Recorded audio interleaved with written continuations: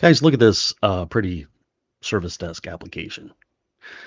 Now, we uh, wrote this application from scratch earlier this week. So this is the third live stream this week in a series, and this might be the final video in that series.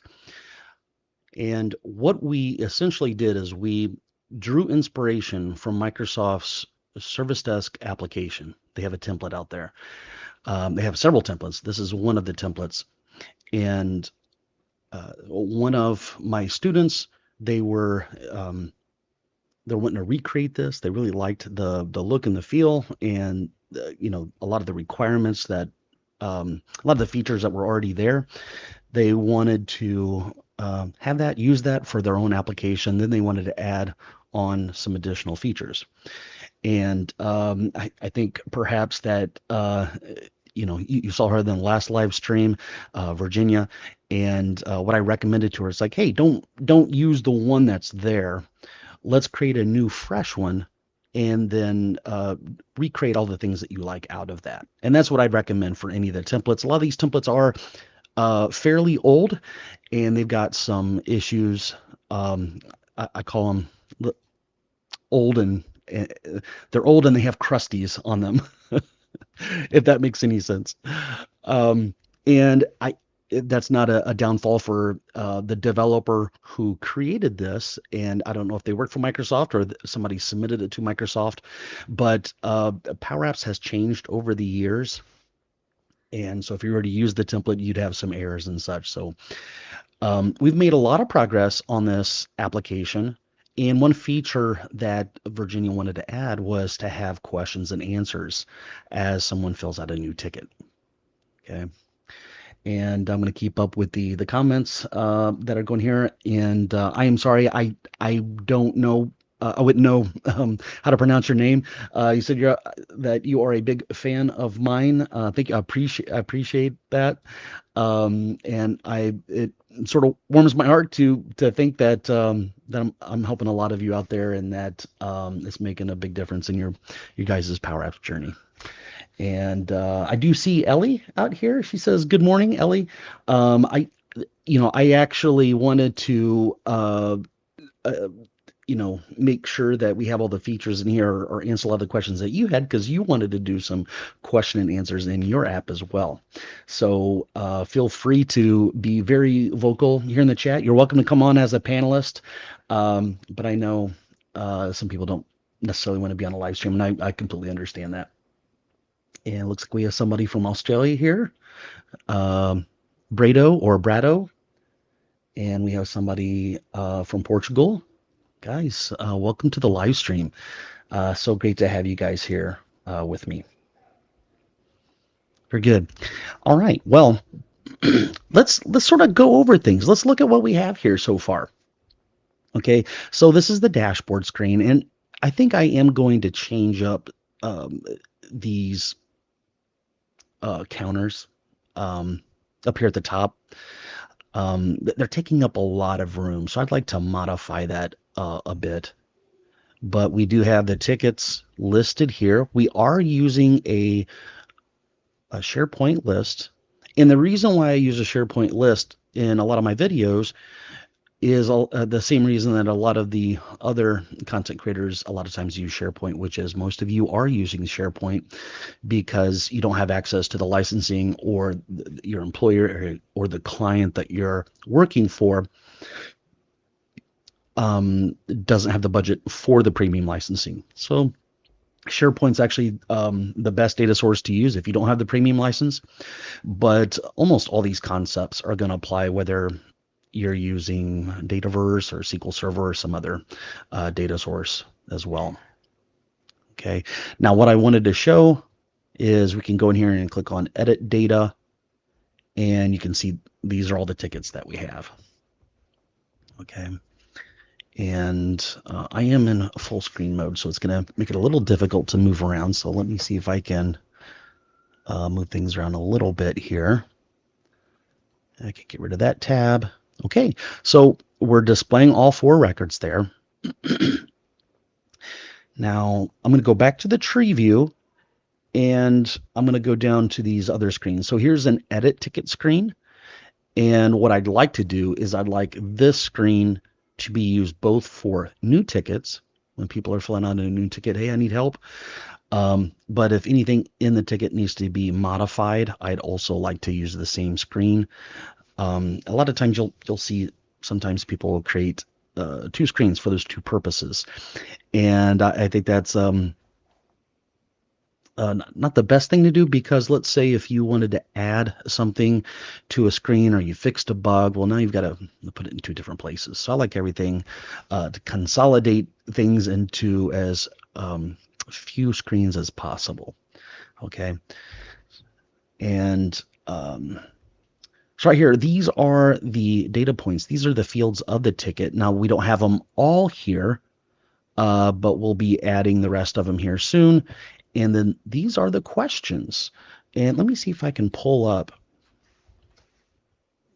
the ERD diagram for this project. And I'm hoping that it's at the very top here. Okay, Power Apps Service Desk. I'm going to click on that. All right. So this is the ERD diagram right here. And what we added in the last live stream is these two tables here, question and answer. So these are all the questions that could be answered. And then as a user who's filling out a ticket, they're going to be answering, providing their answers in this table for every single record that's in the question table. Okay. And then that ties into that ticket. Okay. All right. So I'm going to go back over to SharePoint, and you will see that I've got all these SharePoint lists created, already set up here. And if I go into the question table, we do have 2 questions here. We could add a few more if we would like to, but I think this is enough to get us going. Okay, so that's the second screen, allows us to edit the ticket. Then we created what we call a CRUD screen for departments. So we can edit departments that we will want inside of our application here. And then we do have one for the different statuses. And then we have one for the questions. So we could add more questions here. Now, what we essentially did here is we created a CRUD screen really quickly. I think we used, if I remember it right, I've slept since then.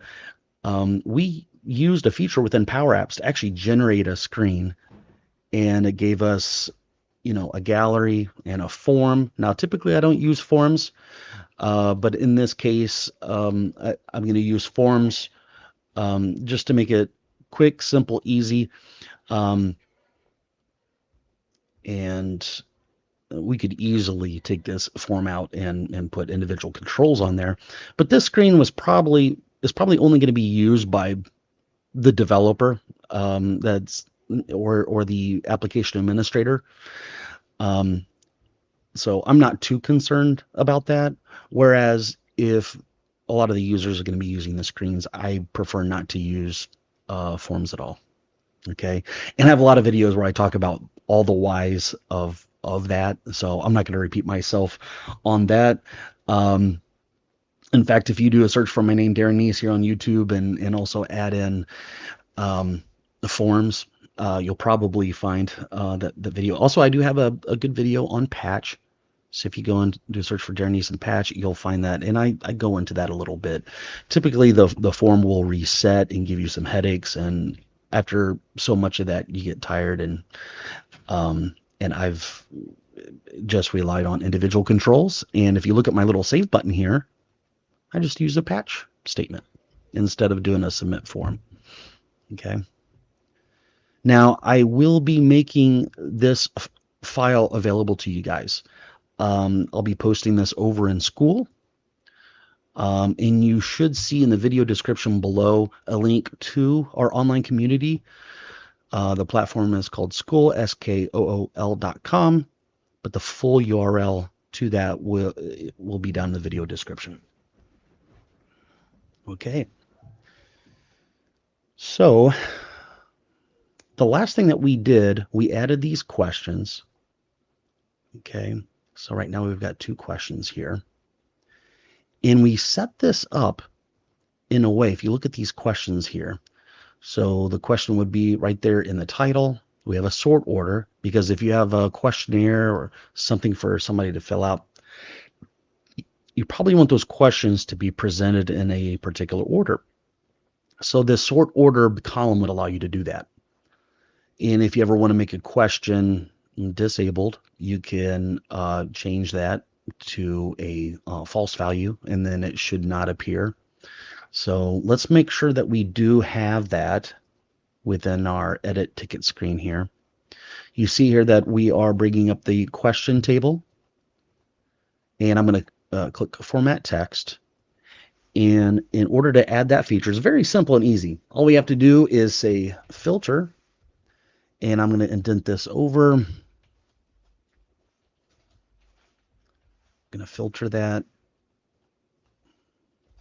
based on is active.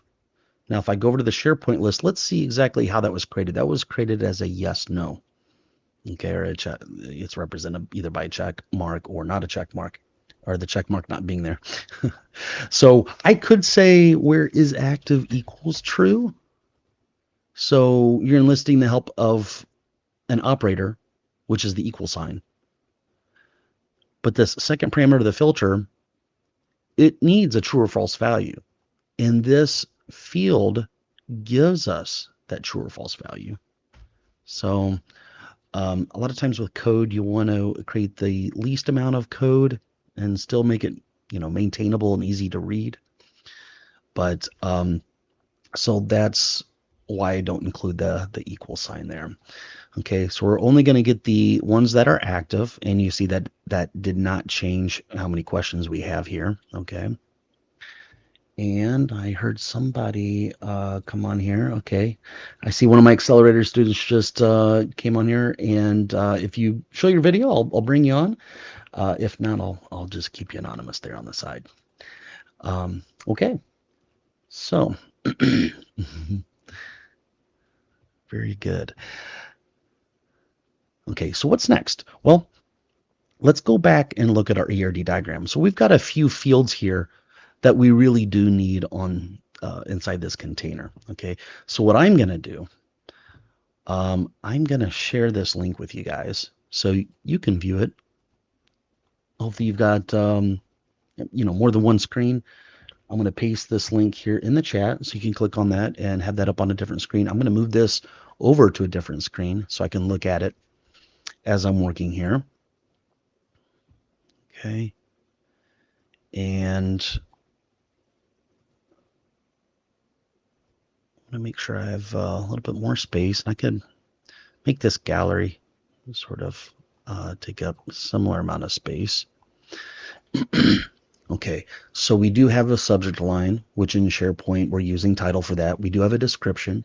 We do have who the ticket is for, and in this case we would call that the owner. Okay, and then we will grab the owner name and the owner email out of that. It's pretty much the person that's affected by the ticket. Okay, now we do have departments here. Okay, so that comes in from the departments table. And let's add in a priority. Now, if you look at the ERD diagram, I don't have a table called priority. Okay, so pay attention to this, guys, because this is a little nuance that some people just don't pick up on, but it makes a big deal in when you're trying to decide how you're going to implement a field that you might be tempted to create a choice column for. Okay, so think about this. We want to implement a priority for these tickets. Okay, now the priority could be simply high, medium, and low, and that's completely fine. And as long as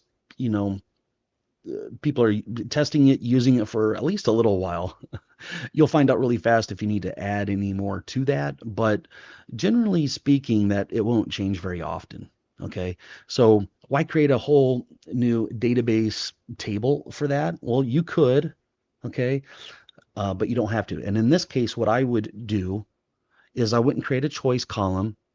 And a lot of times, what I tell people instead of using a choice column is create a new database table instead. Okay. But if there's just going to be like 3 to 5, maybe even 12 items, and they probably won't hardly ever change, then I would create like a little uh, table value as I did here for the question types. So right now they can have 3 question types: multiple choice, single line of text, or a yes, no. Okay, so I'm going to do something similar for the priorities. Okay, so we are in the app. I clicked on the app within the tree view, and I made sure I was on formulas. And this is a new feature that they've released a little while ago where we could put our own constant values. We can create our user-defined functions. And these are typically called named formulas. So if you ever hear any of those terms, this is what they're talking about, the app formulas. Okay, pretty good. So I'm going to call this FX ticket priority. Okay, and we're going to have a table value here. We do need a semicolon at the end of that. Okay, and I'm probably going to have something like this. So I'm going to copy that and paste it in here. So whenever you see curly braces, think of it as a record, opening and closing curly brace within the Power FX language here. And then the last one, we do not need a comma. So the very first one,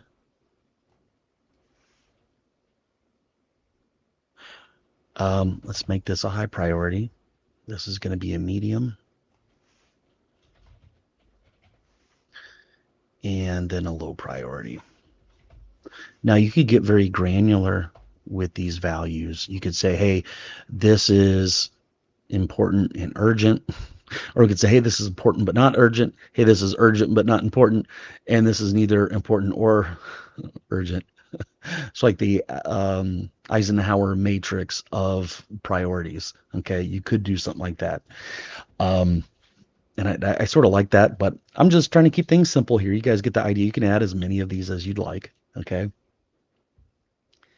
And I see Kenneth says, hi, Darren, let's go. Very cool. I see Alex.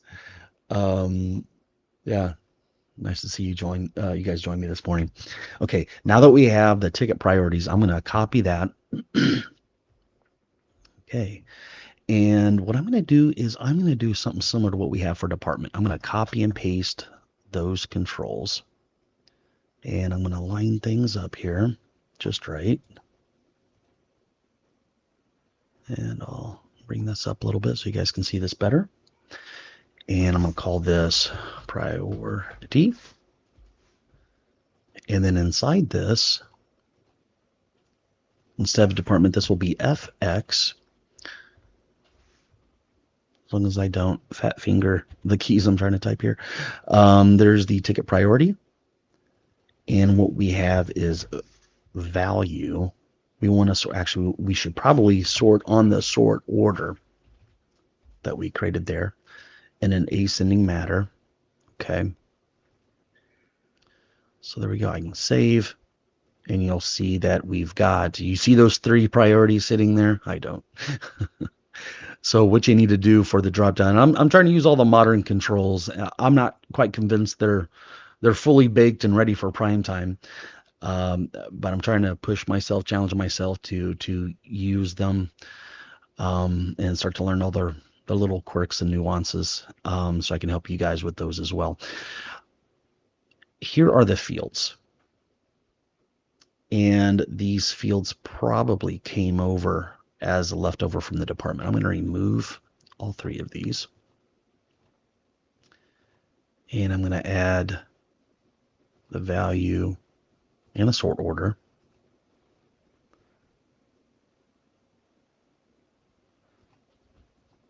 And there we go. High, medium, and low. Okay, so there we've got the priority in there. What about the status? Okay, now for this one, we do have a separate table for the ticket status. Okay, so it's going to be pretty similar to what we had there for department. I'm going to select these two fields. I'm going to copy and paste. And I think I did that a little too much there. Let me try to rely on the undo. Okay, I'll try this again. Copy, paste. Okay. And then the status. Let's actually pull that in. And it's actually ticket status.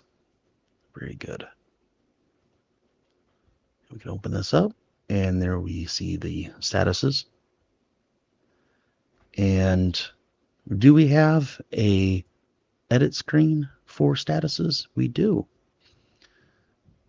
Okay. Now, what I would want to do here on this screen, let's go into the form. And I'm a little confused that I don't see little dots around the form. That's a little strange. Manage to get status. You know what? Sometimes Power Apps gets confused if you hold down Alt. There you go. If you don't see these little dots where you can move them around, press the Alt key and sometimes it will get it unstuck. Okay. So now that that is selected, I'm going to go over to the fields and I'm hoping to see a sort order here.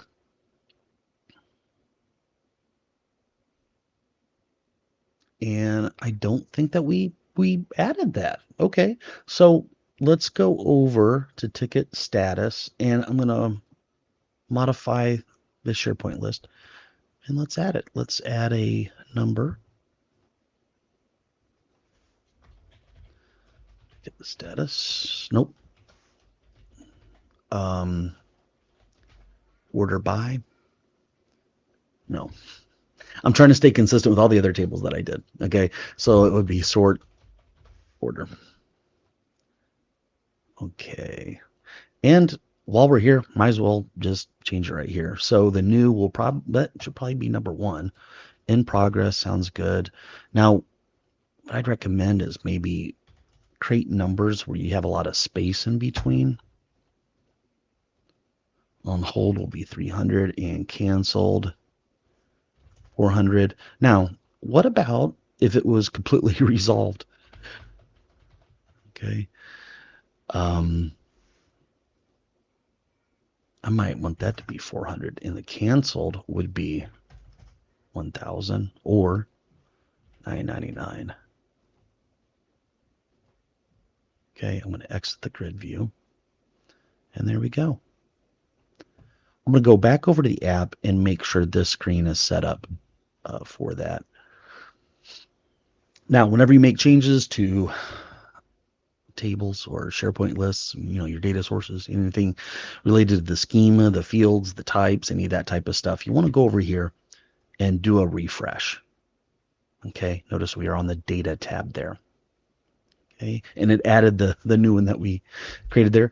I'm going to add a new field and I'm going to go look for the sort order. There it is. Very good. So now we have that. Now over here, let's sort this by the sort order. Okay, very good. I'm going to hit Control S. Save early, save often, guys. Okay. I'm going to go back over to Edit Ticket Screen, and now we've got these statuses here. Now we need to make sure this is sorted. Now do you see, I'm trying to click on this to modify something up here, and it's confused again. I'm going to hit Alt, and then I'll click on it, and now I can go in here. And instead of sorting on the title, I'm going to sort on the sort order.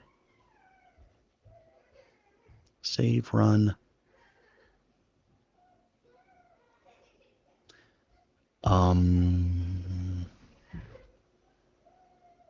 Ticket status, sort order, and it's ascending. Ticket status, ticket status. And canceled should be at the bottom and new should be at the top. And why isn't that working? Guys, this is what makes these live streams so fun. You guys can see that it just doesn't always work for me. And if you didn't see that, you might think to yourself, "Oh, well, maybe I'm not cut out for this because Darren. It's just so easy for Darren, and when I'm trying to follow along, I just get these errors and problems." Okay, so we're sorting on the sort order, bring in the ticket status, and that is ticket status. And this screen over here for ticket status, they're all here, and here they all are sorted on the sort order. And now there is a third parameter you could pass in the sort, which is sort order dot ascending. But that's the default. If you don't provide it, it's going to sort it in that ascending order by default. Okay, I'm going to go back over here, and maybe what's going on is I I almost want to blame this on the modern controls. That's what I like to do. But I also want to leave an option on the table that maybe I've done something wrong here because a lot of times there's perhaps something that I'm not doing right here. Okay, so here's ticket status, sort order, and I'm keeping an eye on the comments here just in case if you guys see what I'm doing wrong. Okay, what I think I might do is save it. We'll do the old IT. Power Apps is punishing you for using forms. I think you're right. Actually, Kenneth, I think that you've corrupted me into start using forms again. I think that's all your fault.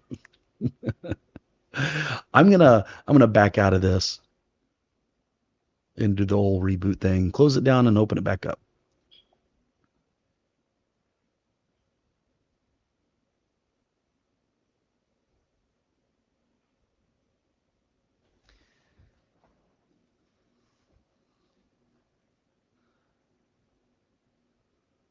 So guys, if we implemented this question and answer feature here inside the app, what's the next feature that you'd like to see? Let me know in the comments. Okay, I'm gonna go over to the edit ticket screen here. Cross your fingers, guys. Come on. Oh, come on. New should be at the top. Okay, I'm gonna go into the fields here. Sort order is not even in here. Look at that. All right, maybe that's what's going on. I need to add sort order so it's aware of it. That is so strange. Okay, let's see. Nope, that's still not it. Okay. Let's try descending. Let's see if that actually sorts it the opposite way. Nope. Oh my goodness. Oh my goodness gracious, guys. Okay, this goes to show you. I'm going to do something here. I'm going to bring Amber says and then go to a different screen and come back. I believe I've actually done that. Let's do a classic drop down. Okay, classic drop down, and then classic drop down is really nice. I could just give it a data source and put it in there and run it. Now we do have to configure it a little bit. We want the title to be displayed. Okay, that is sorting it descendingly. Okay, and the new should be at the bottom. Now, if we reverse that, or even just took this out, that should go back to ascending. You guys notice this is working just right. Where this is not. Okay. So anyway, so from what I can see, I'd say it's just the modern controls. Now that also means Amber says classic being the top G. And it says set it in the default property with the choices. Well, that that is that is that is a good point. So if somebody comes in here and adds a new ticket, I don't want the user to say, "Oh yeah, I'm entering a new ticket and I'm going to mark it as on hold or resolved." No, it's always going to be a new ticket coming in. Um, I think that I'm hoping that they will fix this modern control. And as long as I leave this, and I got to hit Alt again because it keeps getting stuck. Maybe I spilled some Mountain Dew on my keyboard. Maybe that's why it's sticking. Um, I'm gonna do one thing while I'm here. Have my ceiling fan is going a little too fast for me here. Getting a little chilly. I'm gonna take this out. So eventually it will sort on the sort order. And I'm gonna take out the classic one. I like the look and the feel of the modern controls, but the functionality it's not as good as the classic ones. And I don't know how I feel about these controls not having any type of border at all. That sort of looks weird to me. Here doesn't look so bad, but over here with the yellow background, it sort of does look a little odd. Now we could get rid of that light yellow thing. And I could say something like this. So that looks a little better. Okay. All right, so we got the status. What about the assigned to email? Now, the assigned to email is the technician that will be assigned to the ticket to resolve it. Okay. Tim says maybe a small feature, but spell check within search field for the user to search against long line text fields such as description of the ticket. I like that. I like that, Tim. So let's add that to, you know what? Let's just add a new screen here. And I'm going to put in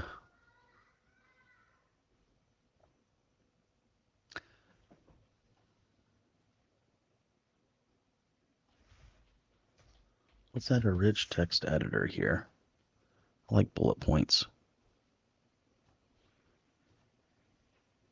And one issue that we're going to have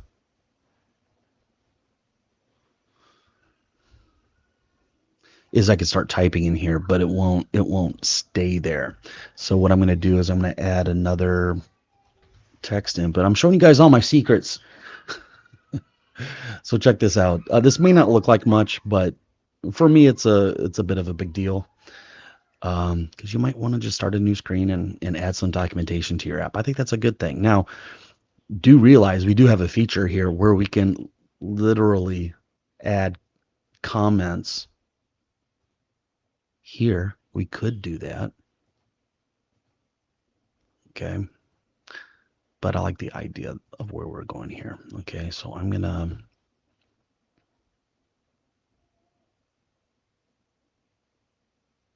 okay.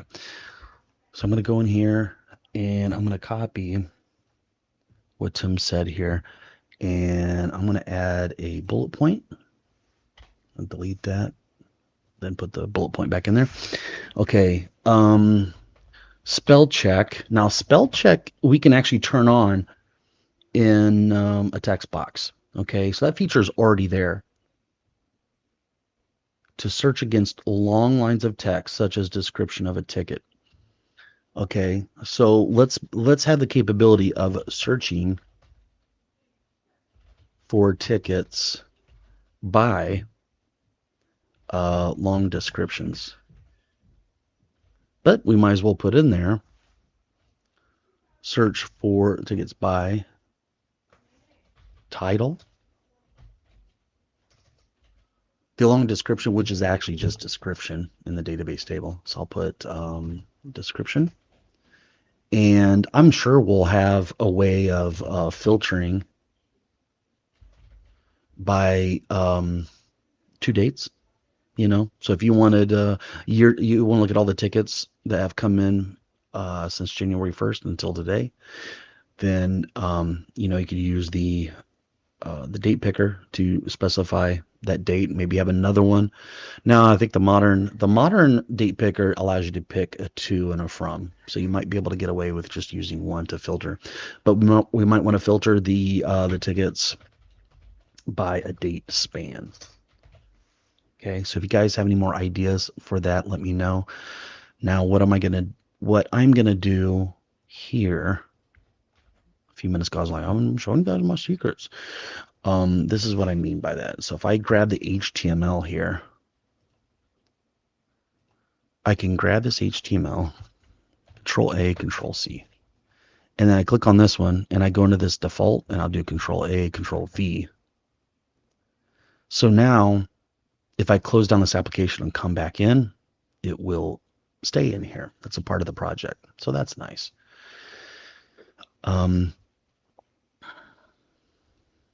Okay. So we have priority, we have status. The technician that we'll assign to will be a lot like this guy right here. Ticket 4. And I'm going to say user.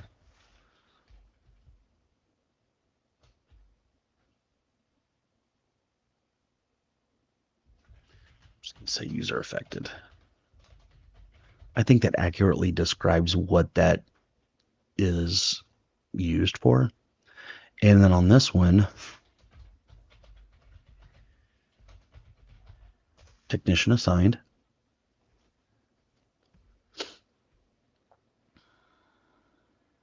Okay. We should also, well, let's add a date picker here. Date picker. And you notice these modern controls, they have the word preview. So Microsoft is letting us know, hey, these things are in preview, they're not necessarily ready for prime time. Okay, but when they are, at least I've got them in this app. All right.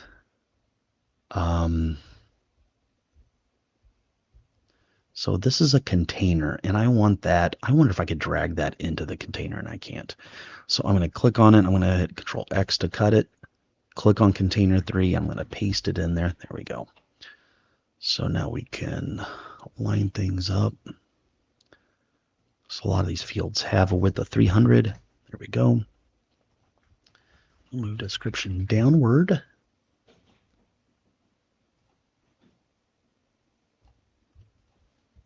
Copy paste.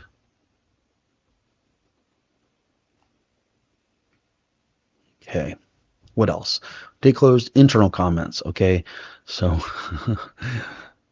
we'll have secret comments the user can't see that if we're in the department adding some comments like, hey, this user's he requests a new laptop every single month. Don't give him one. You know, you could put that in there. But where should we put that? Now, I'm almost starting to think about having tabs at the top. And there are people have a lot of opinions on tabs. Some people a lot of people do like them, but then some people are like, well, I filled out everything on the first thing and then I hit save, but there was something on the second tab that was required. So now the users are confused and all that type of stuff. So we could have a little button here that only displays for technicians, and they could click on it and then add the comments. It's like a pop-up. We could do that. And if we're not going to use tabs, then they're definitely going to see these questions here, which would be a good thing. Okay.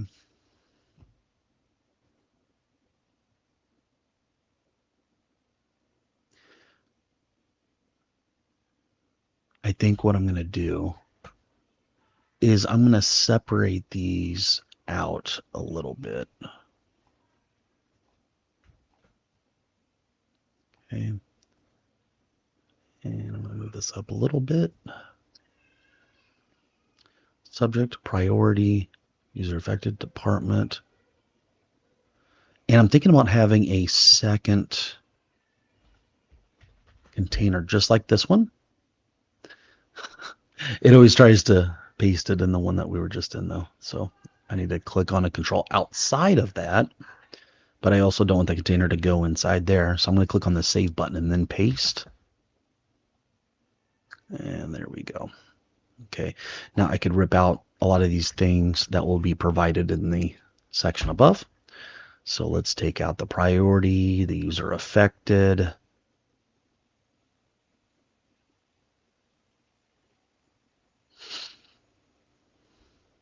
Yeah, the department.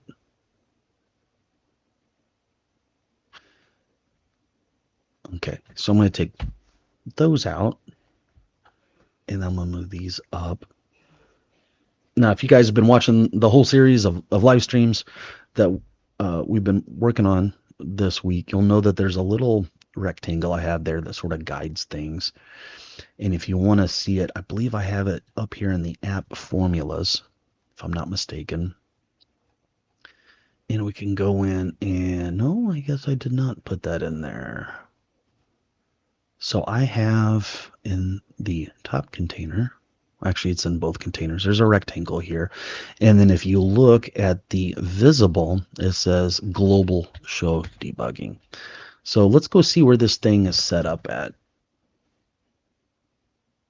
And it looks like I set it up on the dashboard screen, which is the first screen that shows up. I'm trying to avoid the app on start because I believe it's my sneaking suspicion that Microsoft wants to do away with the app on start. Okay, so if we go over, we have this screen selected, we go over to on visible and we open this up, there is the global there. Okay, now we've got a little developer screen over here. You know what we could do? We could have a little toggle. Let's use the modern one, shall we?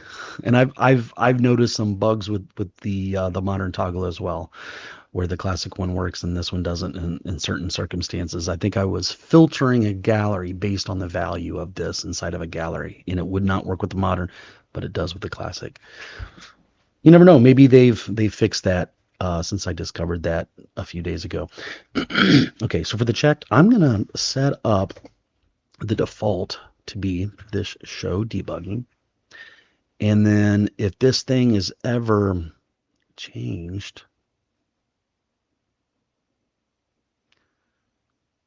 I'm going to click on check. And what I'm going to do is I'm going to say set the global show debugging. And I'm going to say self.checked.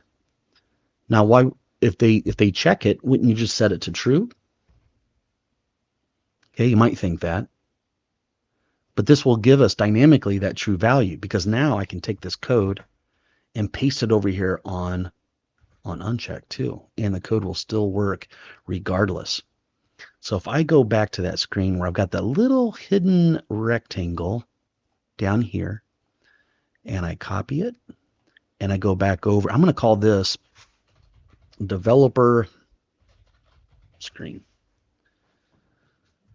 Only those in the club can get to this screen.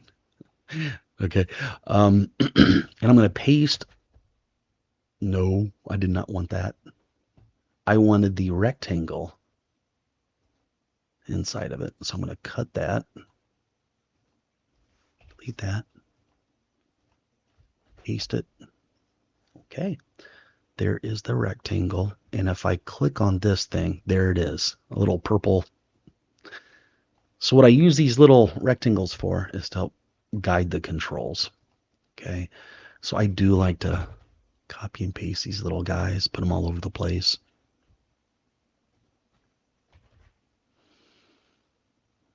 Drag this down. And why not have two more, right?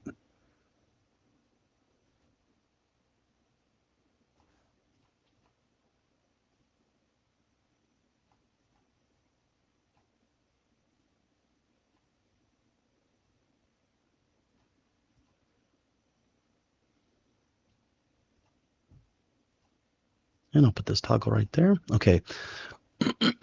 So if I turn it off, that little debugging stuff goes away. Okay. So now that we have that, I'm going to go grab these two rectangles because I like them. I want to use them here on this screen. I'm going to paste, and I'm going to drag these guys down a little bit.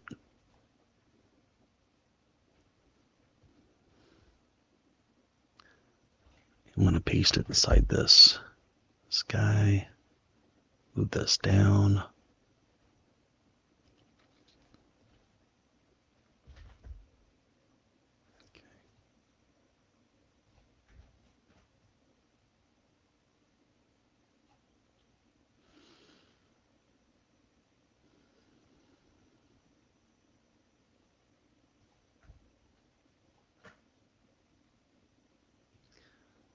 I think I might do. The way that I sort of move these fields around is I'll put up right next to what's on top of this. Let's see the height of this. This is what, 32, and the height of this is 32. And then I'll just use the downward arrow.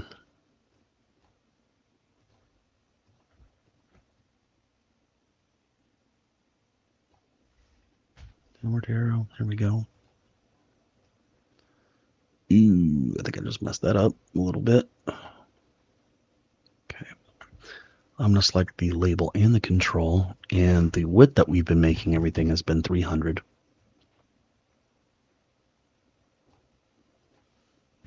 Okay, so now select these two things, move them up right there.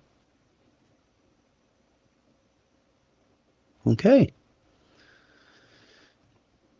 Then what I can do is move this down, and in this case I could say internal notes. And I'm going to say these notes will not be shared with the user, but they can be seen by other technicians, preferably by the technicians in the department that they work in. Okay. So we do have the technician assigned, the status, the date closed, taking all that stuff out. And then I could move this up. Use a downward arrow. And I'm going to use control right square bracket to bring this control up so I can see what I'm working with. There we go. So you guys see that there's plenty of room to work here. All right, Tim says, adding a layer of complexity, adding a custom dictionary to be referenced and work alongside built-in spell check to allow for custom application naming. Channel advisor, one word. So maybe it seems like you really need a spell checker. Or one that's customized for your use here. Okay, so let's talk about this just for a moment. Okay, the live stream really is on spell check, but I'm gonna bring over. Okay, now that's just a label. I like a text input, so I'm gonna type in input and see what we have. There's a text input, and that's the modern one. Now, does the modern one have a spell check?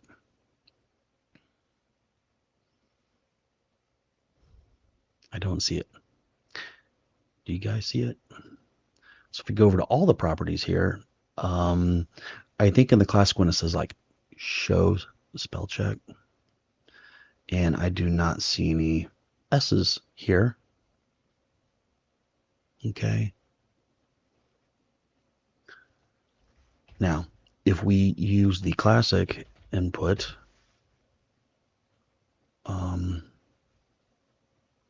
yeah, down here at the bottom, the classic ones, you'll see that we do have enable spell check there. Okay. Now, let's misspell input and put a space there. You notice that it it does have a spell check. It is enabled. And if I right click on it, okay, we can add things to dictionary. So you may not need to add that feature, Tim. It might be actually built in there. So if I just doing a regular click on my mouse on the red squiggly here, okay, I do get this. And you can add to dictionary. And then you've got editor settings, okay, and it's based on the browser.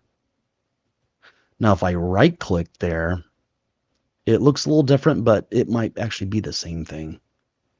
Okay.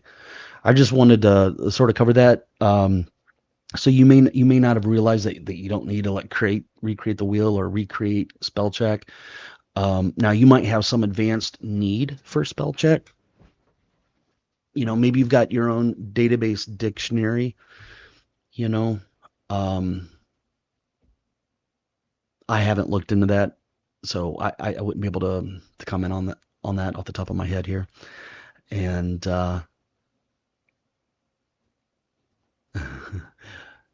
okay, Ellie says, "What if a question is three parts? One checkbox if applicable, and then okay, well that definitely adds to the complexity there, Ellie. And I know you're probably asking because that's what you need to do in your app. So I am going to add that to the list of features.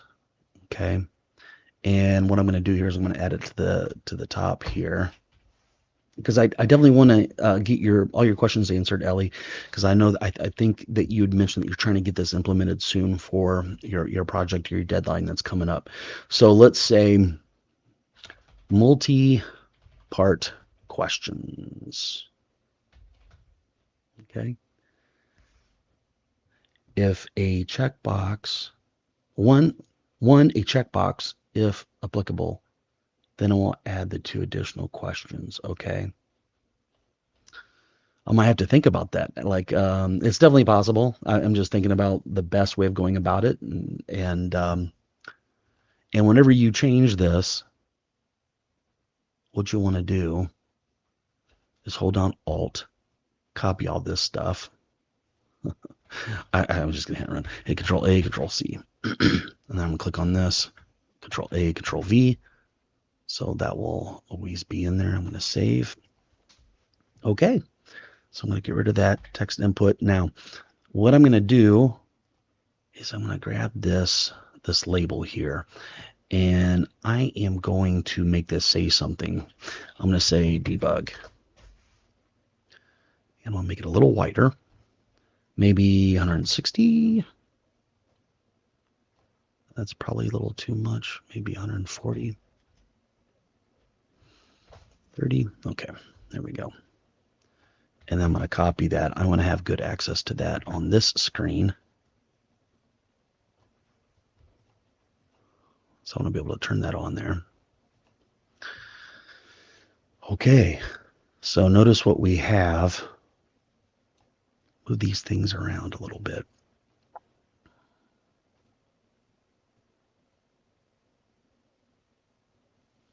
Yeah, I messed that up.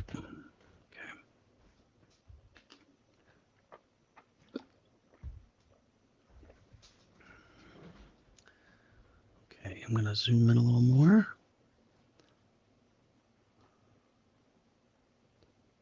Okay. I'll take these two controls, move it over here. Very good. And then bring this in. There we go.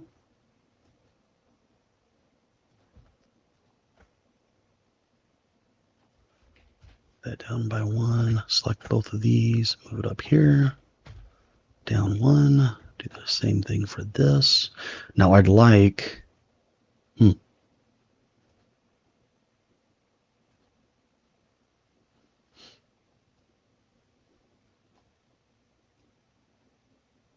very good. And the width of that is 620. Just going to copy that 620, and my head is covering up. what I'm doing here. You guys see that 620? All right, so I'm going to select that, copy. And I like these labels to be the same width, because a lot of times you'll start typing in there and then it won't be enough space and you have to go back and change it. Okay, I'm going to take another one of these little rectangles. Okay, there we go. And then let's put one at the bottom here, and that looks good. That looks good to me.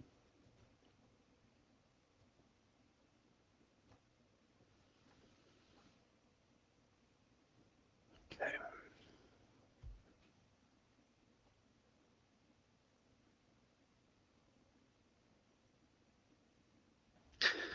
And if we hold on Alt and click off that, we'll see what it's going to look like for the user.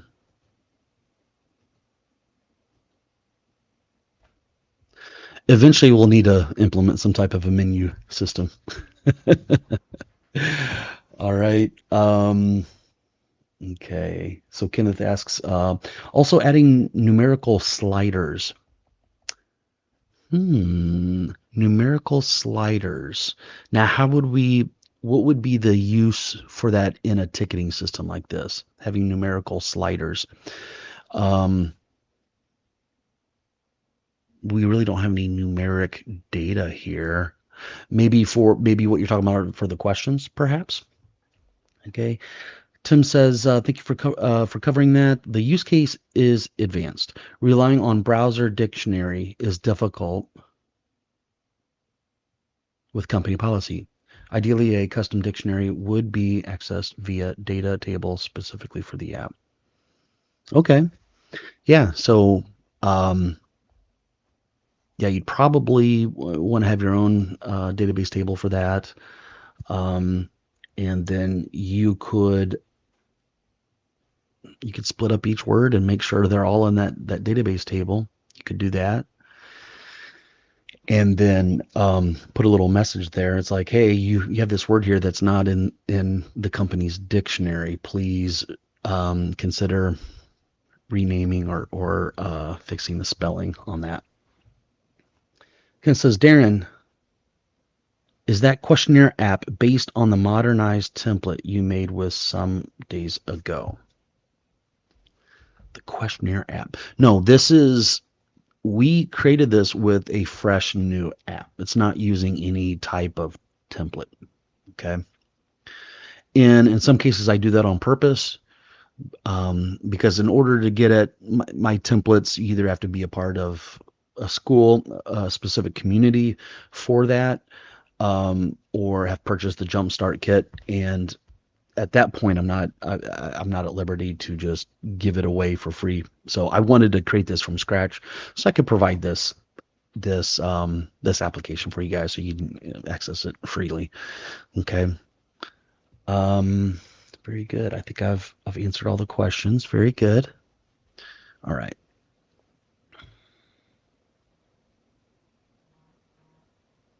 Yeah. Yeah, this is a feature I do have in my template. Yeah. And that's the drawback to not using my template is sometimes I got to recreate things. Like right now, it's like, okay, now I need a menu, you know, which the template has. Okay, so let me go in here and I'm going to bring these rectangles back up.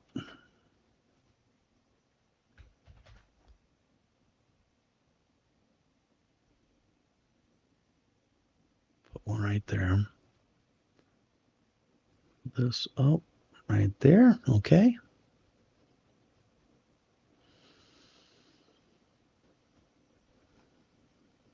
Grab this guy. Paste it in here. Bring that over.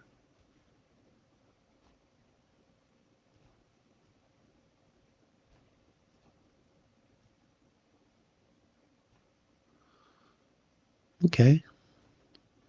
That's looking good. Now the width of this container is 662. This one is 662. Okay.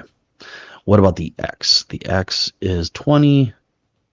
as is this. So everything should be aligned perfectly.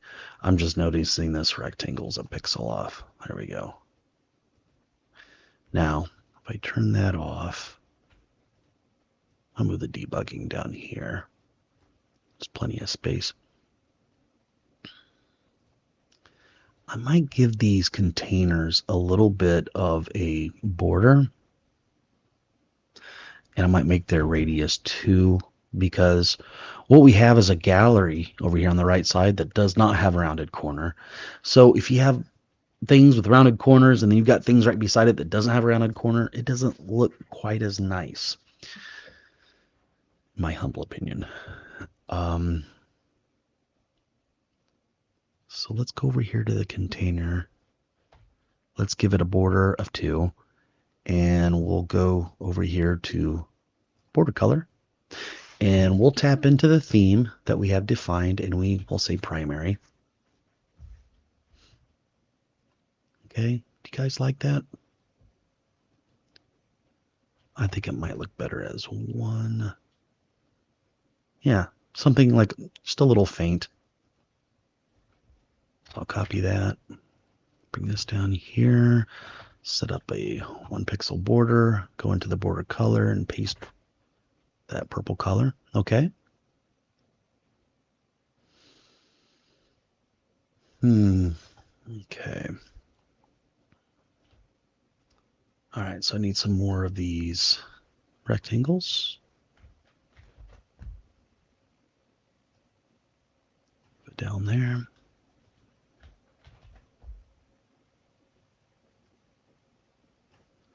Okay.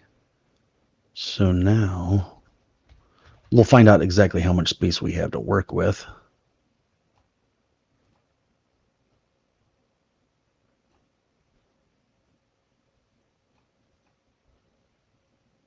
Got a little bitty save button down here.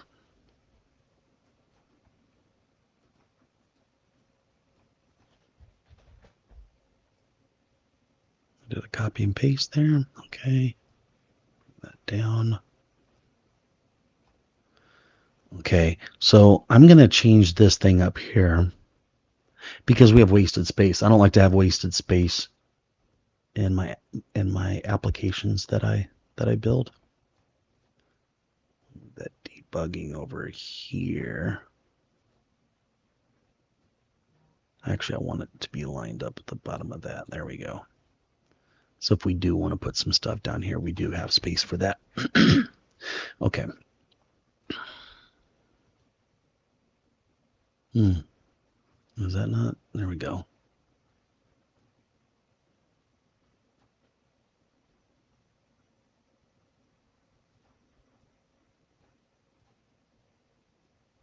That down. That. I don't know about that. Need another one there.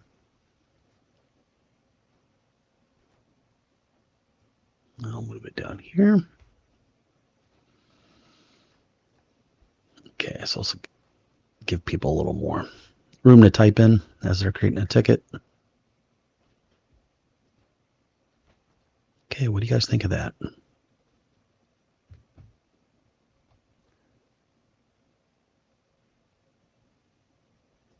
All right, so Tim says, regarding layout, your dimensions are static. Do you create a separate screen for a mobile responsive screen or reformat app entirely? Uses for field text or warehouse floor using mobile or tablet. Okay, this is a great question. So this live stream is responsive design is something that we could do a live stream. Now I actually did a live stream with Matthew Devaney on it, and he did a great job leading us through how to do responsive apps. And the accelerator students, we have a whole module on this. It's just I don't try to cover responsive design when I'm trying to, like, this particular live stream is supposed to be about the question and answer, but I also need to sort of polish up the app a little bit. Now, most of the apps that I do create are just like this, okay? And when I say just like this, what do I mean? I'm going to go into the settings, go down to display, just as it is right here. Landscape, the default, scale to fit, lock, okay? Um, it's like, okay, well, that's good for tablet. That's good for a computer browser. What about a phone? I've had people use my apps that are like this, that have this orientation. Okay. So they try to use it like this. No, just have them turn it sideways and use it like that. Now mine isn't very, it folds out into a tablet, but most people's smartphones that are bars that look like this, they're a little wider, and you just turn it to the side, and they have the app like that, and it works pretty well. Now, if you want them to be able to use it portrait, then yeah, you'll want to use responsive containers and all that type of stuff. And I'm going to be building responsive design into the new template that I've been working on here recently. But just keep in mind when I'm covering a certain topic, I try to hone in on it because my live streams, as you might know, they last somewhere between 2 and 3 hours. So if you can imagine, if I added responsive to design to this or to every single one, well, they might end up being more like 4 to 5 hours, or maybe an extra 30 minutes perhaps, or you know what I mean. So I just try to focus on one topic at a time. But yeah, you could absolutely do. You've got a lot of options that you could do here, for to make your app responsive. Um, okay, again, this says lovely, very good. Okay, I'm gonna put myself in the corner there so you guys can see the screen better now. I almost want to give this a border and go to the border color, and let's do a Windows V. And I want that primary purple there. Okay, I like it. Okay, so now something else I want some rectangles in this gallery. Copy, I'll go into the gallery and paste it in there.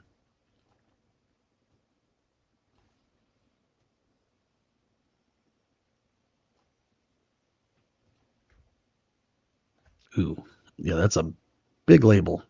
You know why? Because it's not a modern one. Let's bring in a modern label here so we can at least be consistent, right?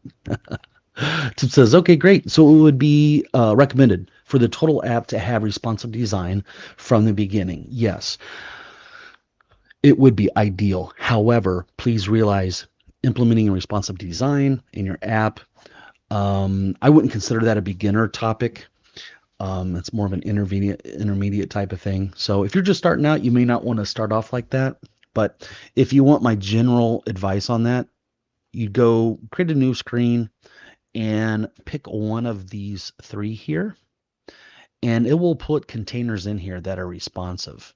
Now, you could just add the responsive containers here.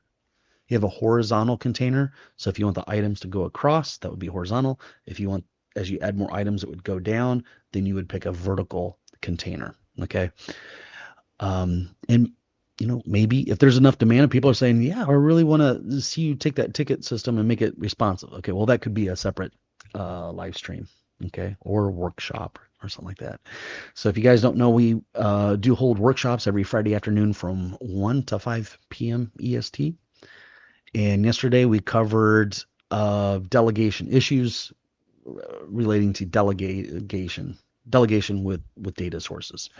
So the word delegate means you're gonna give a task to someone or something. You're gonna entrust that person or thing to do something for you, like a database, to filter out something before it gives you the results. And a lot of times when you use SharePoint or Excel, SharePoint and Excel, they don't want to do the work or they weren't designed to serve as a database. So there are some things that won't work, and it will try to return everything to you so that you can filter and sort and do all kinds of stuff. And Power Apps can only handle up to 2,000 records at once, and that's if you up the default. So that could be problematic. And so we spent a whole afternoon yesterday going over how you would manage that, how you would fix those issues. Okay, so I'm going to go in here and make sure I've got these little rectangles all over the place. Okay, so we're going to have a label in here. And you see it's 32.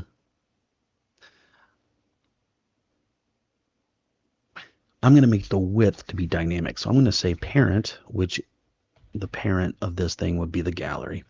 And we'll say template width. And we'll subtract self.x. We'll multiply that by 2. Okay. And you can see it perfectly goes all the way across and takes into account the gutter there. We'll do that for pretty much everything inside of this. So we got that one, that one, that one.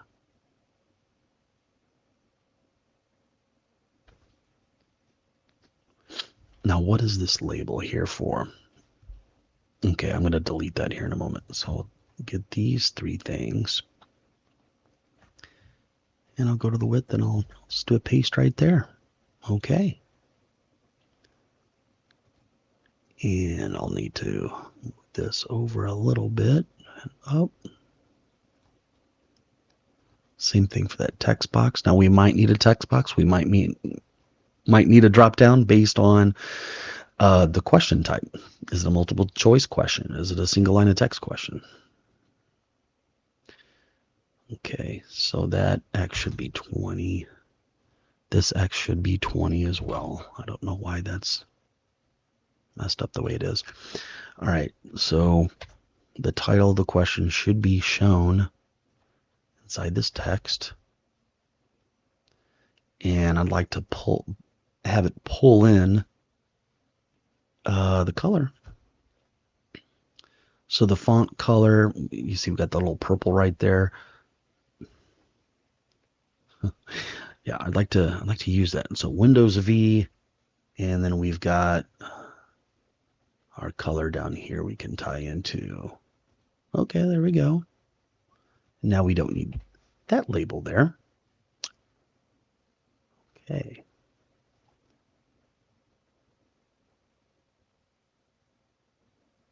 Put another rectangle in here.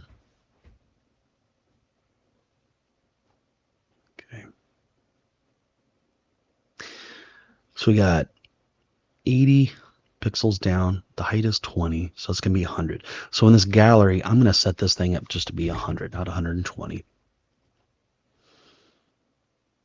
Okay, I can turn off that debug, and you see this is starting to shape up. Start looking nice, huh?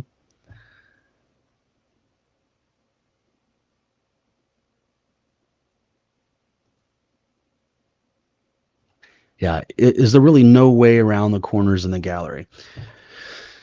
Yeah, the workaround would be, and to be honest, now that you mention it, Kenneth, thank you. You could put the gallery inside of a container.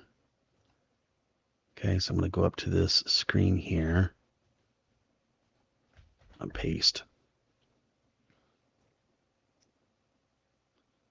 And then what I'm going to do is I'm going to make this bigger, and I'm going to take out all this stuff. Okay, notice we still do have our rectangles in there.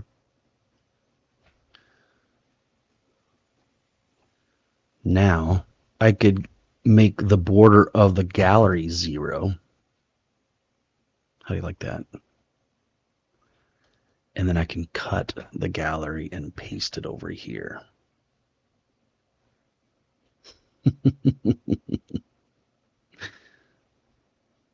Yeah. Okay. So this container looks like it needs to be a little wider than what it is. Okay, let's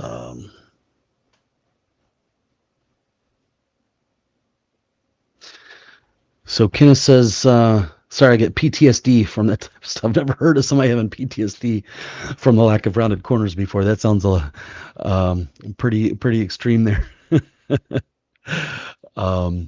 Okay. So I'm going to zoom in here, and I don't think our container really was wide enough. So I'm going to bring this back a little. There we go. And what I like about your suggestion, Kenneth, is that now the gallery will have a shadow, not only rounded corners, but also a shadow. And let's bring that in a little bit. Actually, okay, this is what I'm going to do. I'm going to bring this over, and that should line up with that rectangle right there. And I'll bring this in there.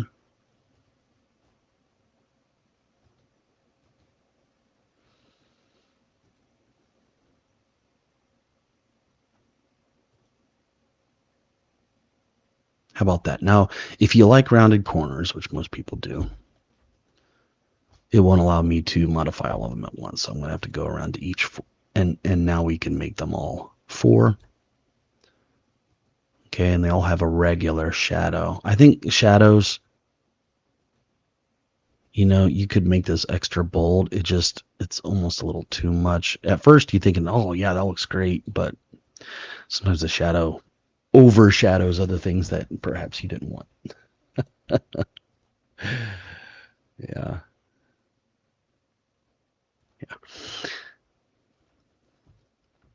Okay, so if I turn the debugging stuff off, hopefully this is going to look a lot nicer.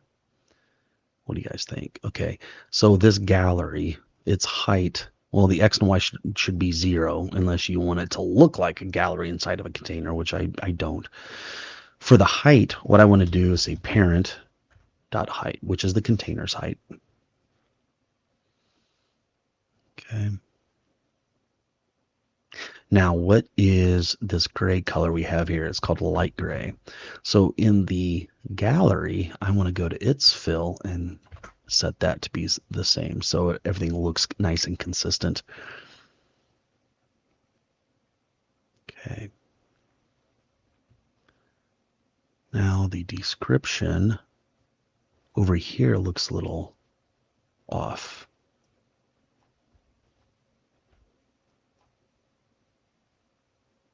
Yeah, that shouldn't be like that. I'm going to take that rectangle out. This should be all the way to the top. Well, and move it down. Well, let's align the lefts. It doesn't look like the lefts are aligned right. Okay, now they should be. And then I'm going to use a downward arrow. There we go. And now I'll click on the text box and move that down. Turn off the debug stuff. I'm starting to like it, guys. So that was a great suggestion, Kenneth. So thank you for that. I think that improved the app overall there.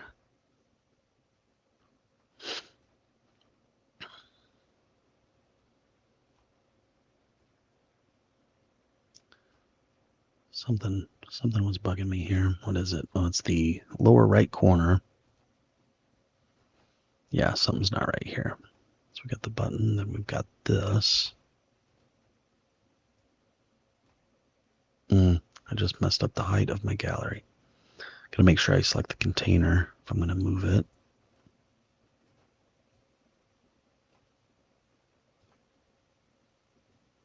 Down, okay.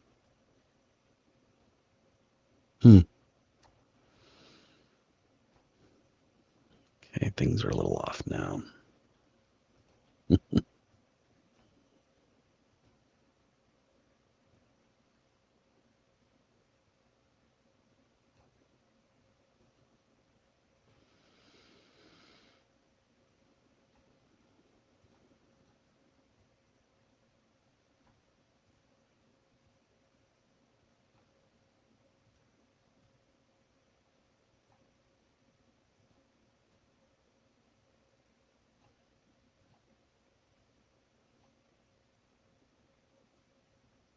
Hmm.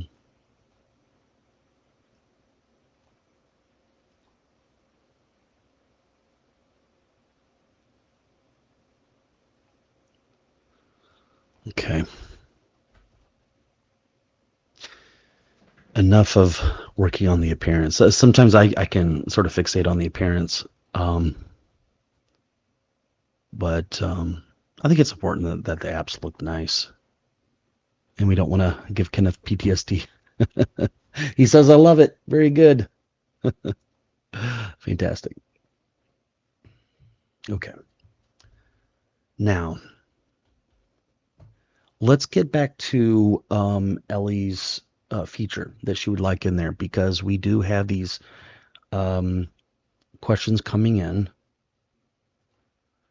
and we'll need to have questions that are dependent upon other things. This up, maybe right there. There we go. Well, right now this isn't saving to the data source, so we should probably get that going first. That's probably the top priority.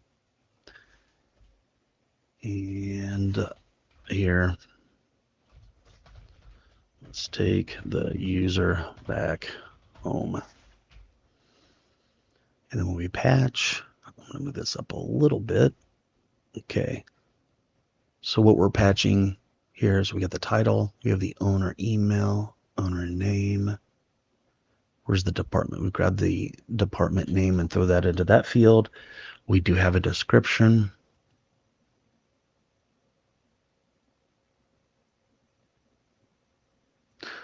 One, two, three, four, five. Okay, so those are the first five. And then we have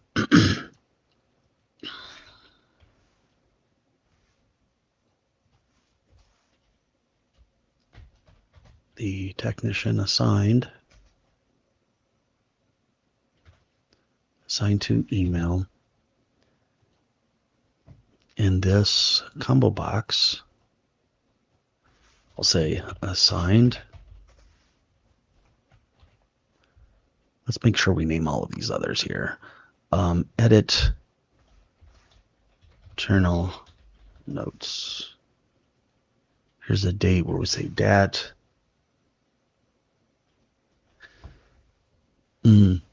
So this will be the date closed. And we need to rename this like date closed. Okay. Then we have status.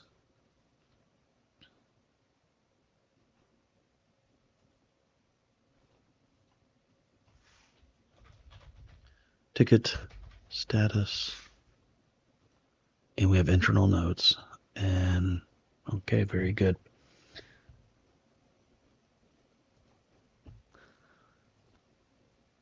Okay.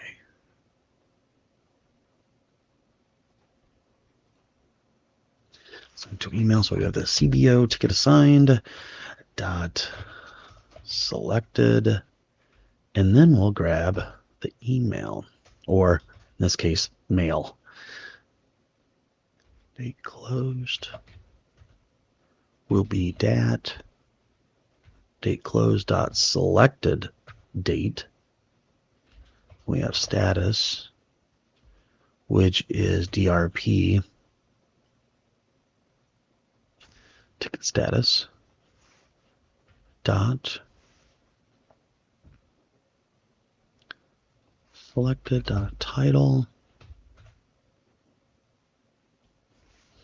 All right, and let's put some carriage returns in here.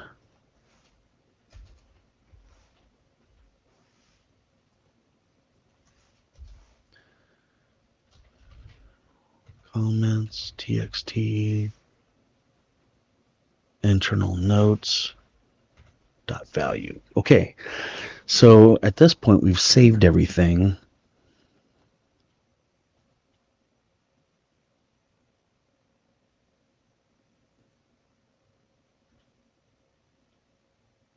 Okay.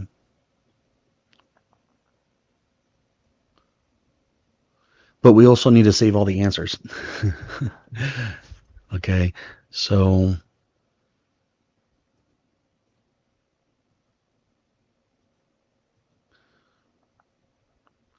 how should we handle this?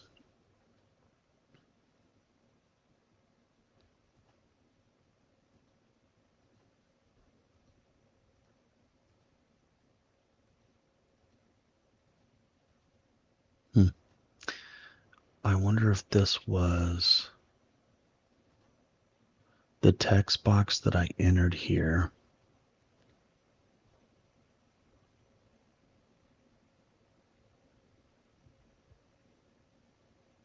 So this is a text input, and I was hoping, I mean, that is a modern control here. You notice when I click on this one right here, I get like a little purple little bar, little line that comes on the, appears at the bottom. I'm not getting that here. So at this point, that's what's bothering me a little bit.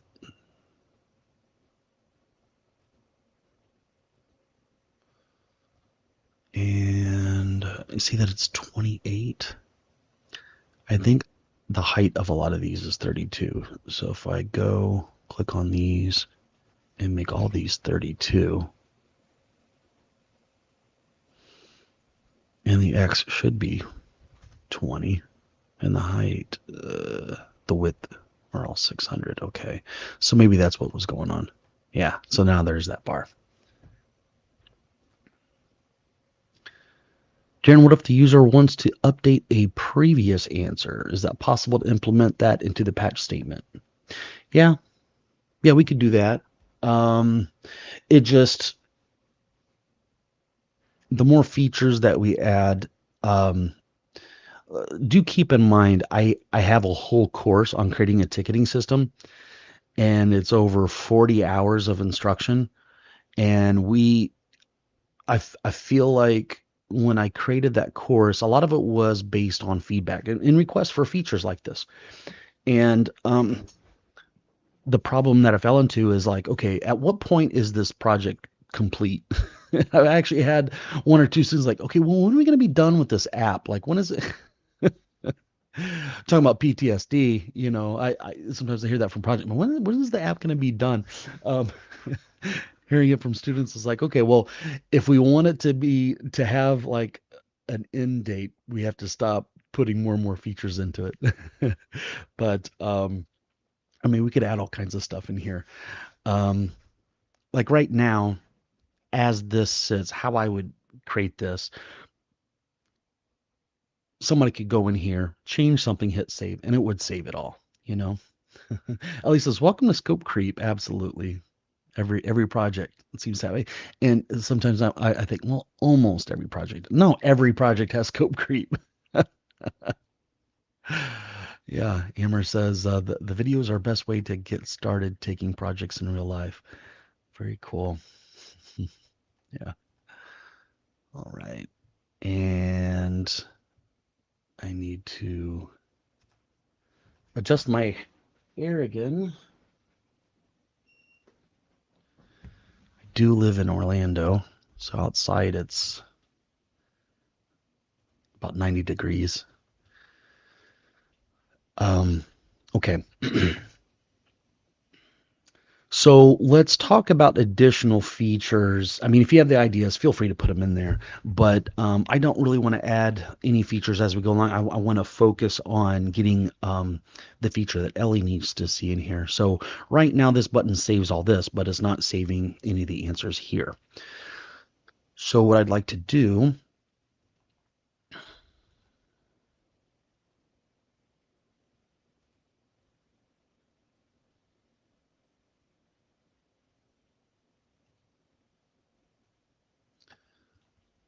trying to think the best way of going about this. Now, let me show you guys the ERD diagram again. What is being displayed on the screen are just all the questions. Okay. And then we have spaces for the user to put in their answers to those questions. So we're using the question as the data source for the gallery, but really we're going to be saving this stuff. We're not going to be saving back the questions. Okay. So we'll need to go through and, save the answers here. So how are we going to handle this? Because we have different question types, we're going to have to take a special care in how we do this. So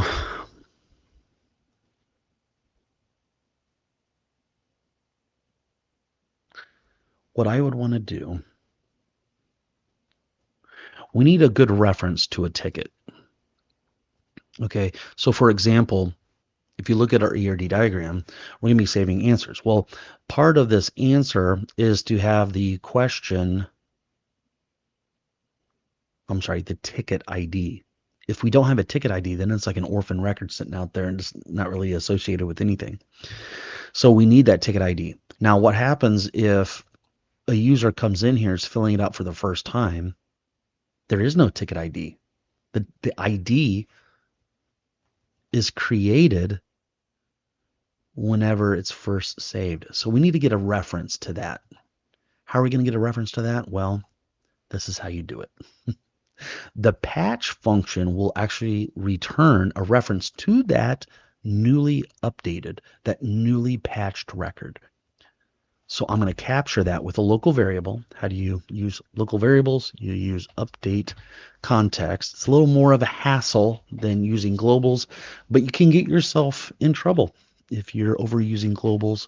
And I'd recommend don't use globals at all until you know there's a good reason to use them. Otherwise, you're just going to use them all over the place. And they're notorious. Global variables are notorious for being one of the big reasons for bugs in your Power Apps applications. So take my advice on that, or learn from the burn, as Kurt would say. LOC record, and I'm going to grab whatever is returned by this patch. And I'm going to take out that semicolon. We don't need that. I do want a curly brace there and an ending parenthesis there. Okay, so now we have a little variable called LOC record that has all these new values. So now we can start inserting into another table, for the answers. Now something is bothering me about this. And I think it's because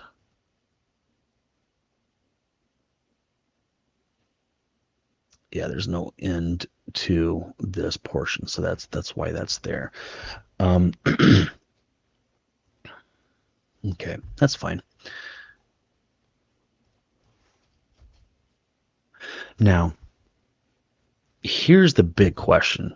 Do we want to allow them to come in here, the person who created the ticket, if they come back into the ticket, are they going to be able to change any of this stuff?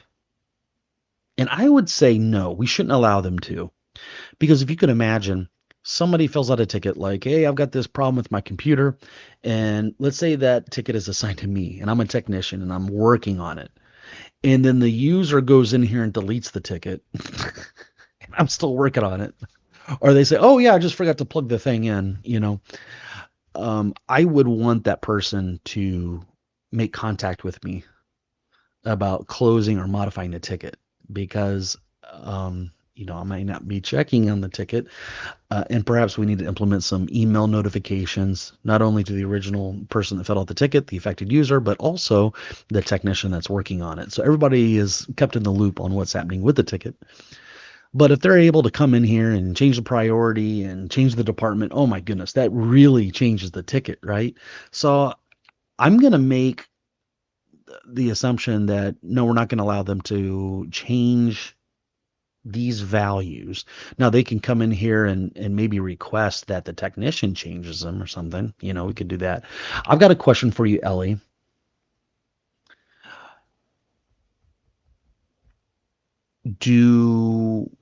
In your application, are you going to allow the users to come in and change their answers? Yes or no? And while you come up with that yes or no answer, I'm going to read your last comment here. I would have an automation as well to email when the user deletes. Yeah, that's a good idea. Okay, so for right now, I'm going to assume the answer is no, unless you told me otherwise. Okay, and maybe there's some questions that helps the technician know how to go about solving the problem. And you just really complicate the application and the requirements. If the requirements require, then you're the developer. That's part of your job, is to handle complexity. You're supposed to bring order to the chaos of the business. Okay, so users will enter once a year. Okay, so they're going to enter these answers, and it's going to be written in stone for that year. Next year, that it's going to be new records. Okay, so that's what I'm going to assume, that this is in order for them to enter the ticket. They're going to have to answer these questions, hit the save button, and they're not going to be able to change those. Okay, so this is going to be a one-time thing here, and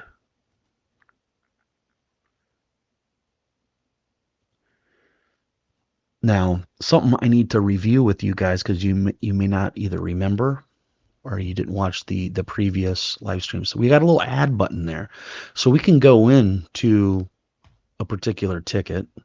Okay. Now notice I don't have a back button, which we sort of need. We have this header here. I wish I could say, yeah, show a back button. That would have been nice, huh? Yeah, I don't see that. In my Jumpstart kit, I have a back button. All right. So when they click on add, look at what happens. This LOC new record is set to true. Okay.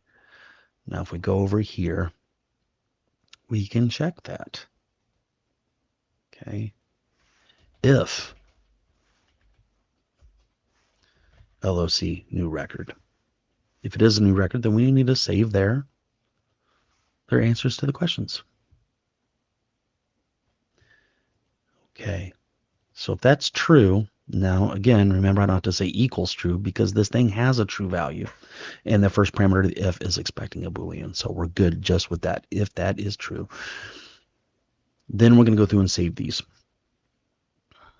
So I'm going to have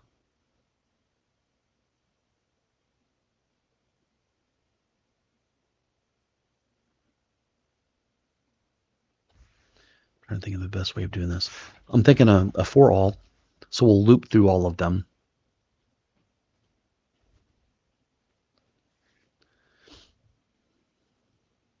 And you got to think to yourself, there could be 100 questions. Okay.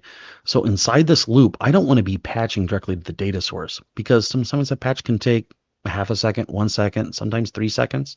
You know, you really don't know sometimes with Power Apps, and maybe their internet connectivity and all that type of stuff. So what I like to do, if there's several things that are going to be saved, I like to save them all at once in one update statement, one patch statement, rather than hitting it every single question.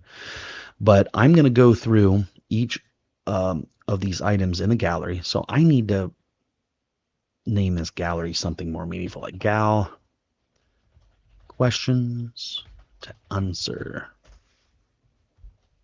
Okay, copy that. I'm going to go down here, and we're going to go through this, but we'll say all items, and I'm going to give it an alias as my. And I'll typically do that because if you don't use an alias using the as keyword, something like my or whatever you name this could be anything. Maybe I should zoom in a little bit here to make it easier to read the code. If you leave this off, then you have to rely on this record keyword. And if you have anything that's nested, sometimes it gets confused. So that's why I use that alias. Okay, so for each of these,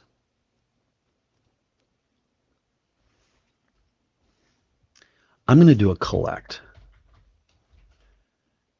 And I'm going to call this collection COL answers to collections. I'm sorry, answers to questions. Okay. And we're going to put some things in here. And before we get into this loop, what I want to do is do a clear collect. I'm going to create this collection, brand new, fresh and new. So just in case there was anything in there, we're going to clear it out. But I want this collection to have all the schema information from the database table.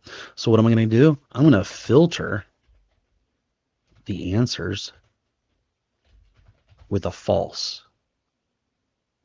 What is that going to do? It's not going to return any records. because of that false there.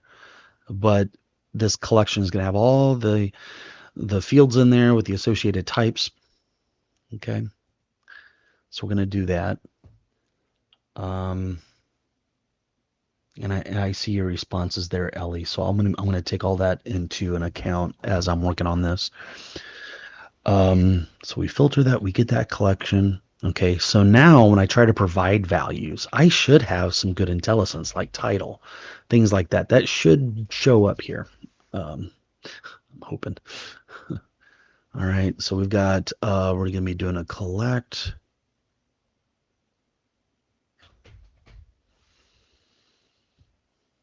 I'm gonna change this to patch. You can patch a collection, okay?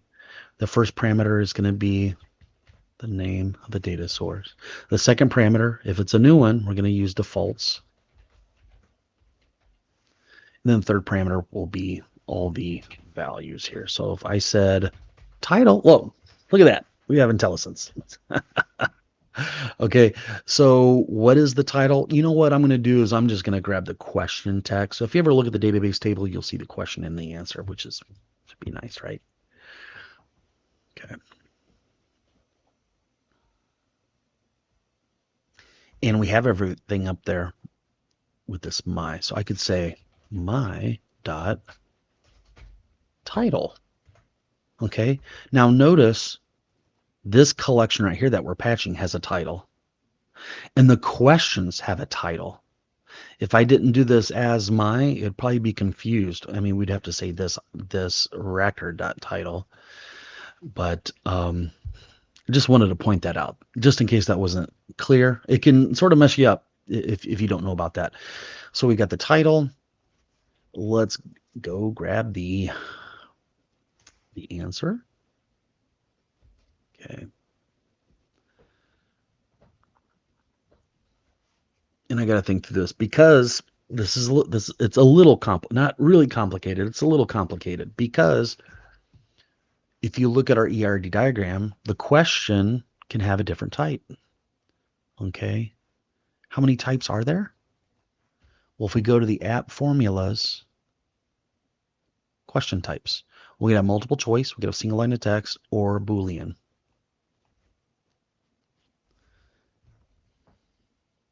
And you could add more later.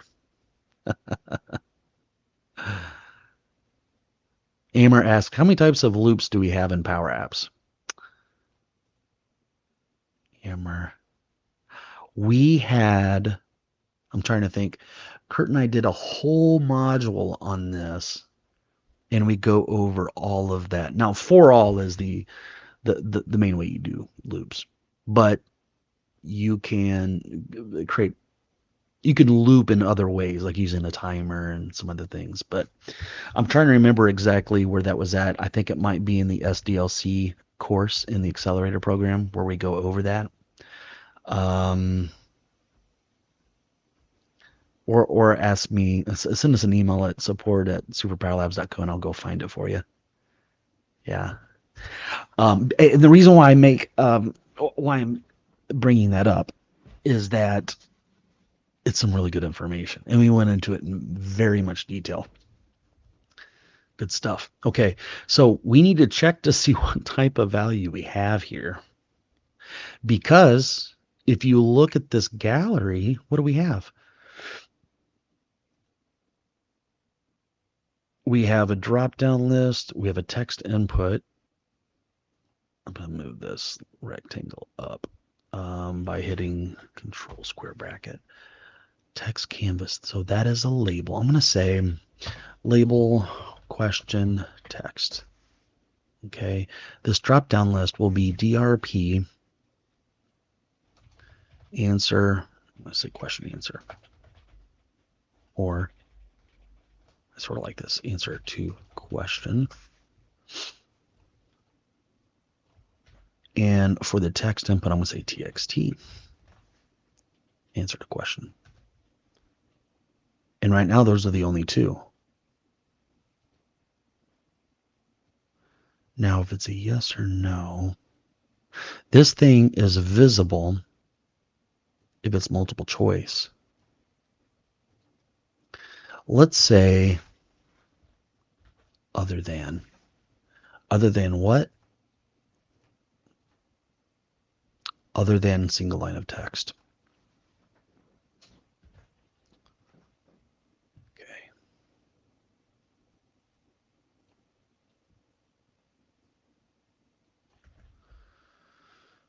And then for the items,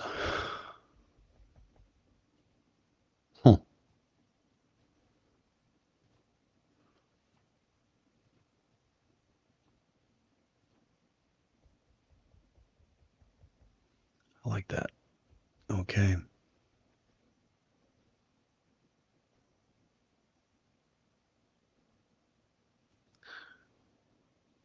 Okay. Um, so inside this save button, we're looping through,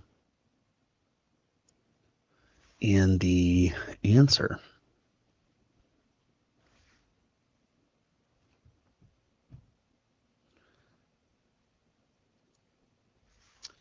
we need to do an if. If my dot question type equals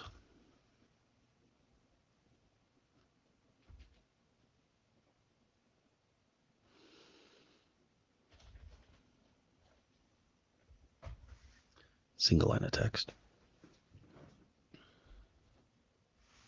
then we will grab the txt answer to question dot value.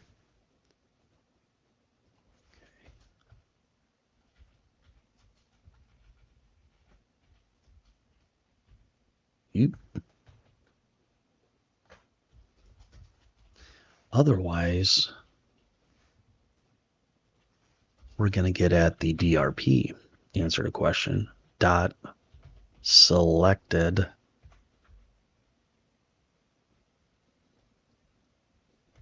value. And that will be the answer. I like it. Okay, what else do we have? We have a ticket ID. Well, that should be near the top. That is very important. Otherwise, we're going to have orphan records. So my dot ID. And of course, we do need a comma there.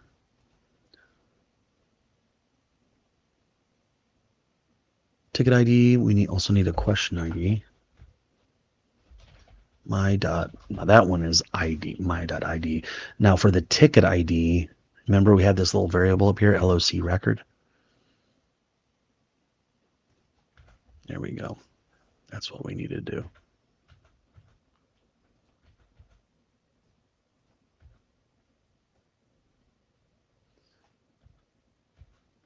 I like lining up the values to the field names when I do a patch.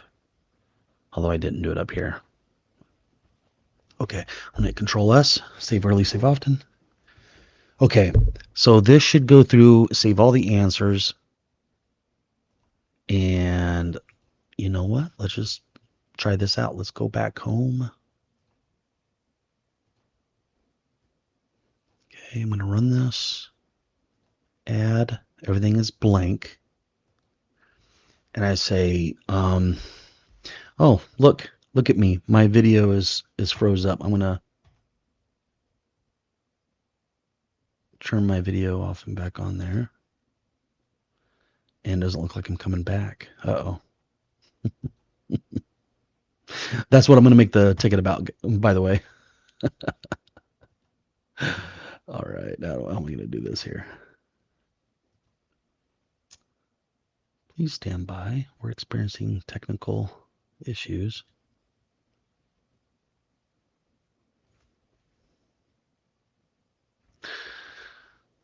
Well, that normally doesn't happen, but I guess sometimes it does. I'm going to pick a different video camera. And let's see what happens here. Oh, there we go.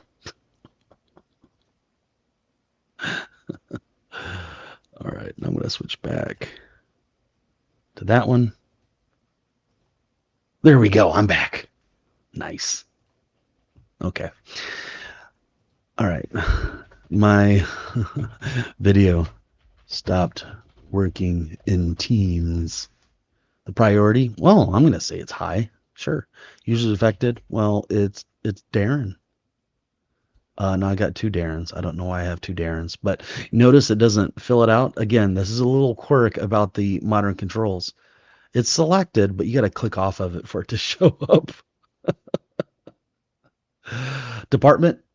Well, I might say, oh, well, I'm in information technology, but what it's what we're really asking here is where should the ticket go, and I need some IT help. Um, so the department to assign ticket. Let's make that a little more clear for the users, okay? So IT, it's like every once in a while in a meeting, my video freezes up. And of course, we're gonna have to put some emotion in this because all tickets come with emotions. It is very annoying and it slows down my work almost every day. And I almost want to quit when it happens. Okay. If you guys have never worked where you're solving, so my first job was a software support tech, solving people's problems. And I found out after it took me a few years to realize I don't like to put out fires or to fix. I like to build new things, you know. So that's why I'm going to get back. I'm going to stick with software development because when I was managing networks and stuff, I was just fixing people's problems, and I just get tired of people complaining at me all the time.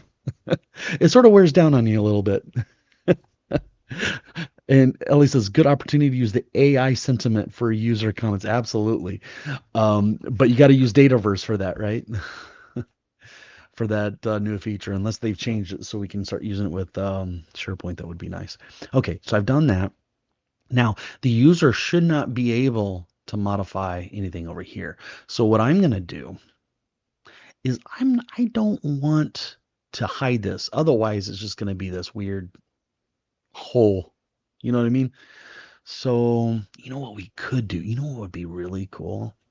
Is if we go in here and we add an image. I just had this thought here. We'll add an image, and guess what you get with an image now within Power Apps? We'll go over to the image, and we'll say stock images, and we'll say support, like a support tech. Well, these look like doctors. Cutout people. Oh, this is fun. Okay. Um, help. It's not too bad, but it doesn't make me think of. Let's put help in there, okay? Because think about this. This isn't just IT. This is for HR and facilities and anything else. And there's different things that we can do here. Like we can center it. Okay, that's a little too much. We can fill it. I think that looks nice. Fit. Nope, that's not going to work out. Stretch. Nope, that's going to change the aspect ratio. And then we have title. Tile. I think I like fill the best. Okay, so now we've got a nice little image. What do you guys think? Do you guys like that? I was going to put a rectangle in here and make it very transparent just a little bit so you can see that, you know, you fill out a form and at the bottom there's this big rectangle that says office use only. Like, don't fill anything in here. Other people will do that. So this could be another alternative to that. Okay. And then what we could do for this image, oh, there's the image. It's represented by a number. I wonder if that image is going to show up as a multimedia, and it does. Look at that. Isn't that cool? Yeah. All right. All right. So for this image, I'm going to go down to visible and I'm going to say LOC new record. If this is a new record, then we're going to show this. Okay. Which is the case here. I haven't saved this yet. How do you like this app so far? Oh, this app? Yes or no? I I almost want to go back and see, because that's not really what I want to see. How do you like this app so far? I would think I would want like a some. How long have you had this problem? Too long for me to remember. I like this app. Yeah, I like the app because I wrote it. All right, now I'm going to click on save, and let's suppose he's going to save all this stuff. Okay, save. Oh, look at that. Now it's at the bottom. Okay, I'm going to click on that one, and now I can go in and look at this. My video stopped working. It's high priority. Darren needs information technology. My video stopped working. Okay, so that's all good. And look at this. You like that so far? Yes. Too long for me to remember. Okay, so what I believe what's going on here is it didn't pull this stuff up from the database. It should have pulled this in from the database, but there's nothing in the defaults for these controls to pull in those answers. Okay, and it's good to see that the image is gone. Okay.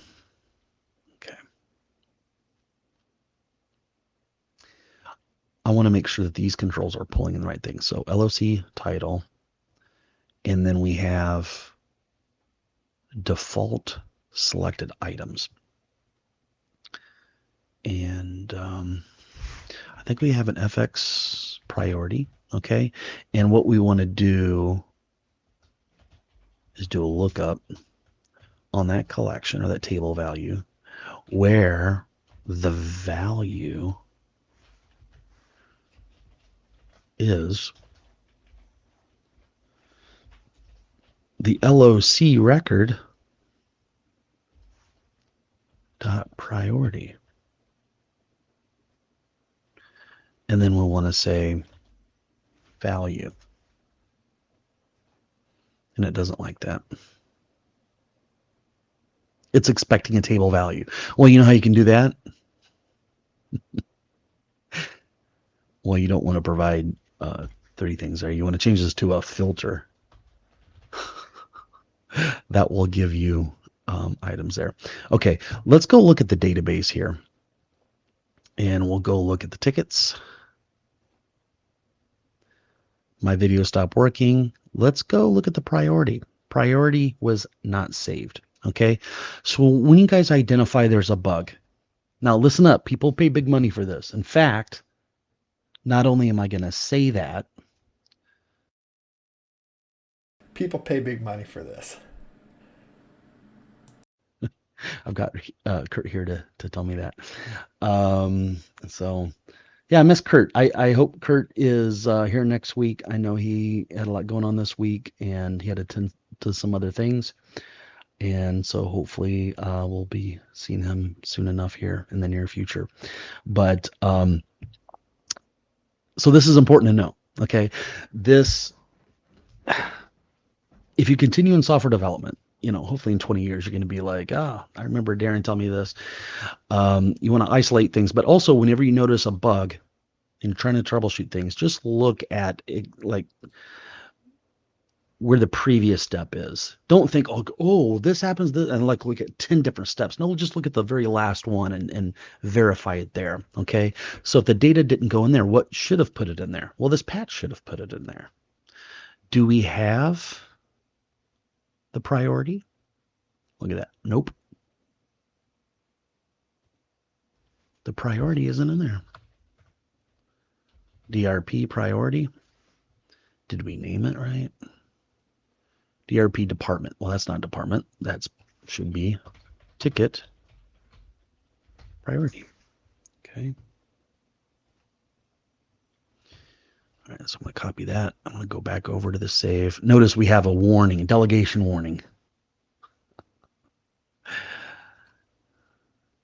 So I want to look at that. Okay, so selected, and we'll say value and put a comma at the end. So that should make it good. Okay, what it's what it's complaining about is this false here. That is not you will never have a delegation problem if you just say false. It means it's just not going to return anything. So that's what's going to, I wish sometimes like, yes, I understand. Stop warning me about that one because it's not really a problem. Okay. Now, if I hit save, it should go ahead and save it and then go back here. Okay. Now, I do have a delete little icon here, and I want to move that over here. There we go. So it's not in the way all the time. I'm going to run this. I'm going to click on this. I'm going to go into the record and notice it says low. Now, did I say low before? I thought I put it as a high. So let's go over here and it says low now. Okay. Well, let's change that to high. Hit save. I'm going to go into a completely different record just to make sure it's not just pulling up the last thing I had in there. And I wish I had a back button. Gee whiz. All right, so I'm going to copy this button here, and I'm going to turn the debugging on because I need a back button. And I almost regret making these little rectangles purple. I want them to like really stand out that, hey, you're in debug mode, you know, because with that purple, it sort of blends in with everything. So this button, I want it to say back, or we could say cancel. Typically, you don't have back buttons at the bottom of the screen. You do have cancel buttons. If you want to provide a back button, I recommend you provide it on every screen and it's near the top, just how people get used to having a little back button in their browser. Okay. And then the code here for the on select, we're going to take all this code out and just going to say back, or we could say navigate back to the original, but back should work just fine. Okay. Now, I don't think the back is going to work right now. It did. Wow, look at that. Darren, if you upload this app's MSF file, can we go through the steps with making users able to update the answers? Yeah. Yeah, we could either cover that in a subsequent live stream or do it in the group call. If the viewers here on YouTube would like to see that, then I'll probably have another live stream, or we could cover that today if we have time, which we sort of are running out of time here. I'm going to go back into my video stop working thing. Okay. We're at high now. That's good. Okay. There I am, information technology. So this is all looking good. Okay. Too long to remember. Yes. Okay. So we're looking good there. Let's go over to the data source and I'm going to refresh this and make sure all this data looks good. Okay. So this is all the information. Now, what about the status? Okay. Now the status, the status should always be new. If this thing came in as a new ticket, which every new ticket should come in as a new, let's go to default selected items. And what we're going to do is we have an FX ticket priority. And what I want to do is I want to filter this, open up the code.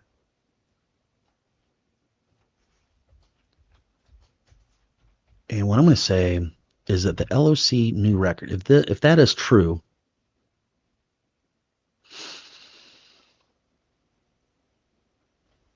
I'm going to put some parentheses around this. If it's new,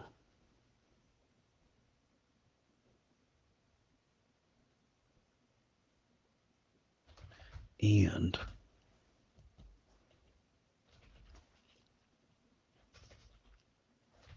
what do we have? We have a value, I think. Now the value of the priority should be new. Now, is that true? Let's go to site contents here and look at, now we don't have priorities here. That's just defined in the app. So I need to go to the app formulas. And where did I put this at? The ticket status. No, I think we do have a table for that. Yeah, ticket status here. So we have 5 statuses. So it would be new. Okay. Okay, I had it right. Okay. Now, let's say if it's not a new record, then you'll want to say not that. And value equals LOC record dot priority. That should do it. If I click format text, hopefully it'll make it prettier, and it didn't. Just put it all in one line. I want to separate these up a little bit there. Okay, I like that.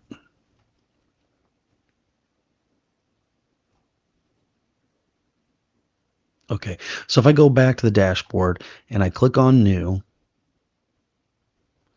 and I say new and I just put new everywhere. Let's make that medium. I'm going to say new there. I'm going to say NA and I'm going to hit save. There's new.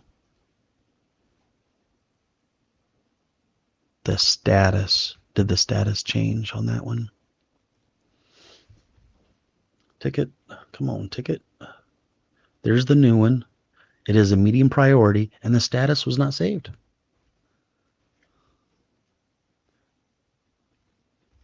Okay. You know what? I don't have it in the patch statement. All right, so DRP ticket status. That needs to be in our patch. Okay, and I might segment these, separate them out a little bit. Okay, so I might say something like, we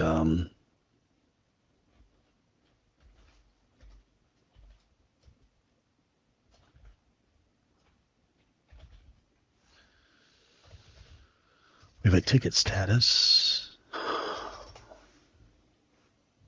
Should be just status. What am I doing wrong here? See, it says status. Now let's make sure that that is actually, if I hover over this, it does say status. So it should have given me some intelligence there. It didn't. So I'll say selected dot title. Okay, and it does not like that. Why doesn't it like that?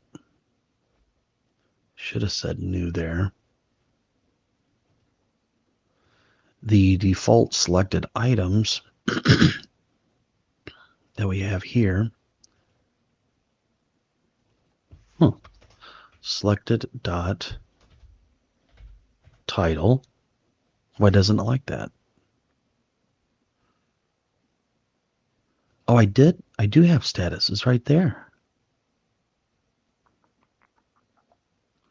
Well, first of all, I want it down here. Okay, so I did do that right. Okay. And what I'm going to do is say technicians data. And up here, we'll say users provided data. And really what I mean by that, hey, this is the top container. Container. And then the bottom container.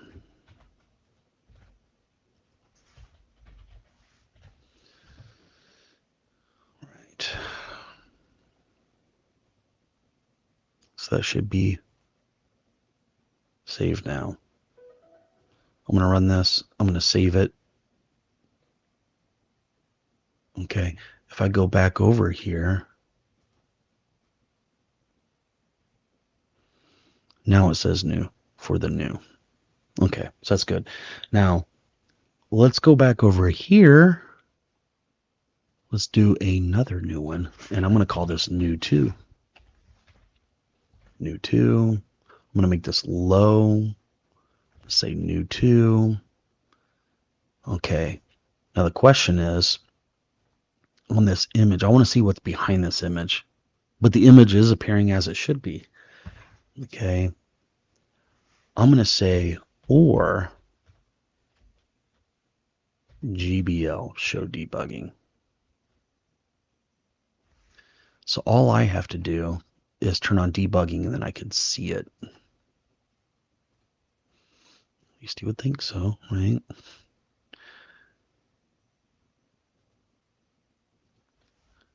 Not. I want to reverse that. Okay. Something's messed up. And okay, so you see it does say new. Okay, that's good. I can turn that off. I want to go back to my data and notice that there's a new 2. There we go. It's low priority and it's new. Okay. Very good.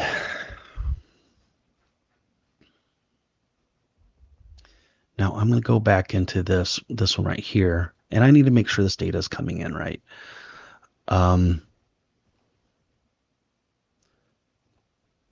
So for this one, we don't have a status. So why? This should be false, and it is false.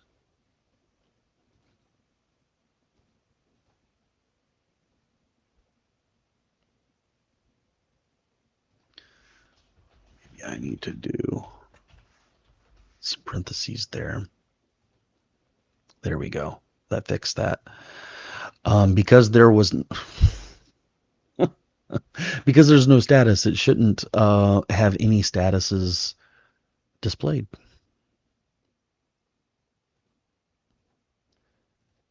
Okay, so that's false. That would be false. Or that would be true. And the value equals low-cracker.priority. Now, LOC.priority should be nothing. Wait a second. No, this is status. Okay.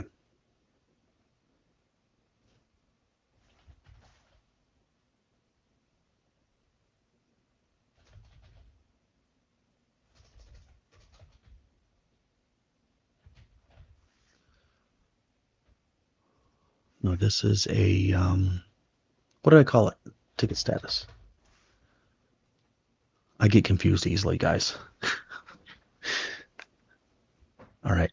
And a SharePoint list will have a title instead of a value. Okay. That should work now. You see how it's important to like test things out? When you think you're done, go back and test it a little bit there. Okay. So it is a new ticket now. Okay. Why does it say that? Because I think this is as a blank. Okay. Whoa, nope. Move this down here. And let's see what's in there. It has a priority of high. Well, I'm not looking for priority. I'm looking for status.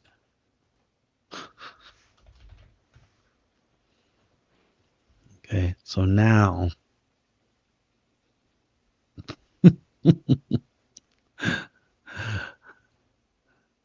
Okay, there is no high there. So nothing should be, and I'm just gonna say it, guys.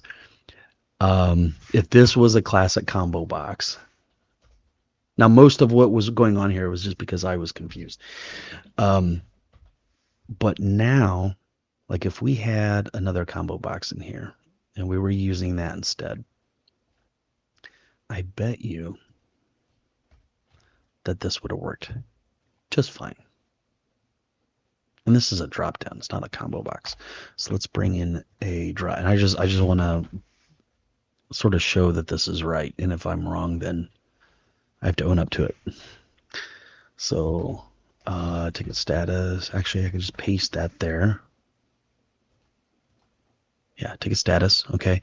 And then we have, well, there's not default selected items. There's just default. So I'm going to go over here, go look at default selected items.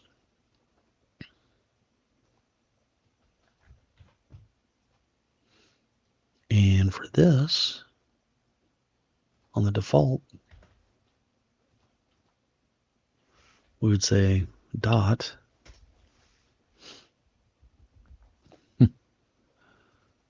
A dropdown can't have more than one, but apparently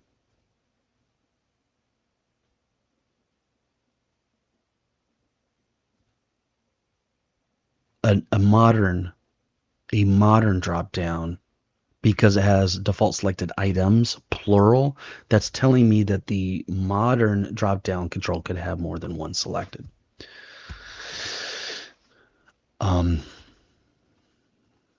Okay, so in this case, instead of a filter, it'd be a lookup. And then at the end, we would have to say dot title. Does it work? It does work, because there's no data in there, and the value that needs to be selected is title.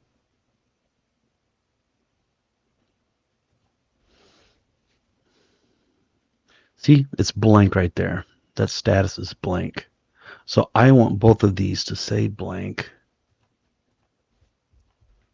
I copied all that and put that down here.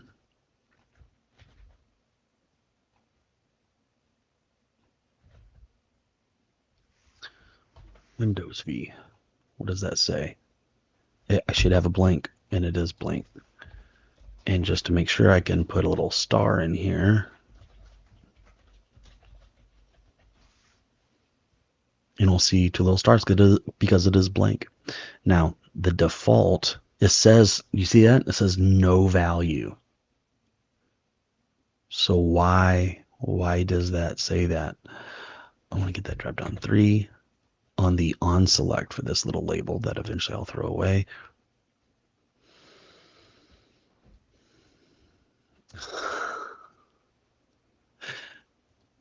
Does this have an on select? Oh my goodness, guys. Oh my goodness. I just realized something. This is a modern label. It's a modern label, and it does not have an on select. So I can't even do that. Normal label, the classic labels have an on select. How about that? Goes to show you the classic ones are still better. All right, I'm going to bring an icon in here. And then what I'm going to do on the on select, this is what I was wanting to do, is say reset that drop down. And then it should move it to blank, and it's not. So I'm just having a rough time here, guys.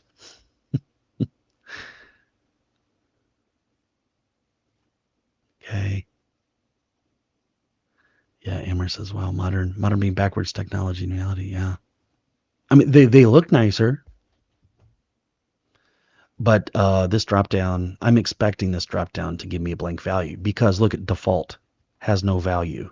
And if I click on this thing, I should be resetting drop down 3, which is what that drop down is.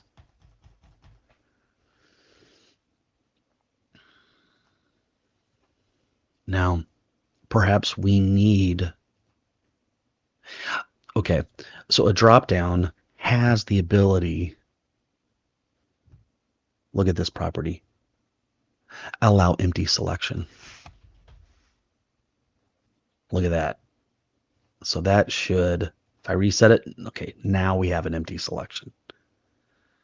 Ellie says, I really like the classic controls. I do too. The modern ones just look nicer. So you almost got to make the decision. Do you want something to look nice, or do you want it to function? Because I teach you guys this stuff, I have to force myself to use these modern ones, okay? But if I were you guys, I wouldn't use them just yet. Oh, yeah. Now I wonder if this drop down, the modern, has an allow empty selection, and I don't see that. I don't see any property about empty selection.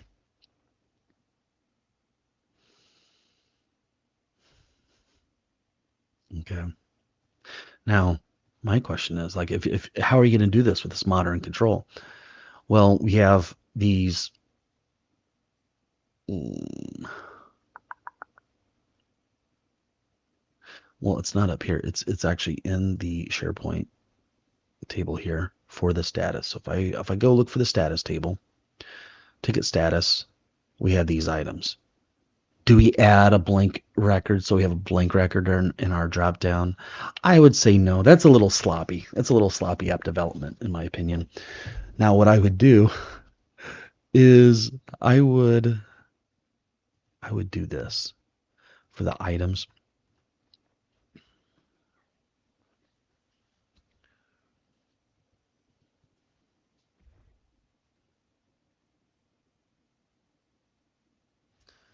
I'm trying to think how I could add a blank item right here inside this code inline and not have to use a collection. That's really what I want to do.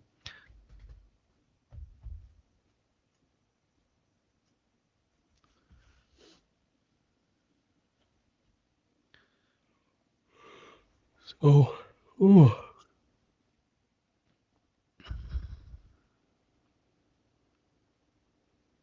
How do I add an empty record to this? Okay, I wonder if I can do it this way. Title blank comma. Nope, that's not going to work.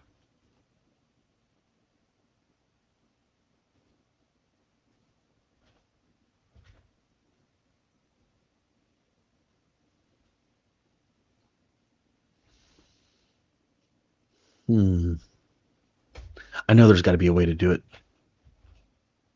Um, so what we could do, this is how I would do it if I don't have a flash of brilliance here, is you know what I'll do is I'll put it in app formulas, even though it's a SharePoint list. Okay, so I'll say FX ticket statuses.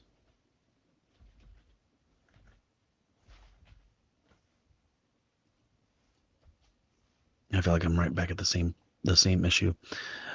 I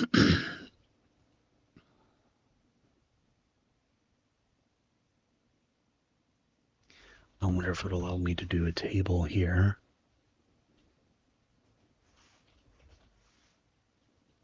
In here, use that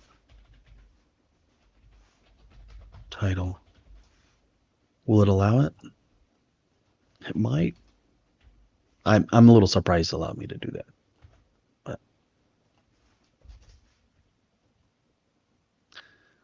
it's gonna give us delegation warning. Hopefully you guys are okay with delegation warnings, even though that there's no problem. Um, okay, so then in here, I'm gonna remove the formatting.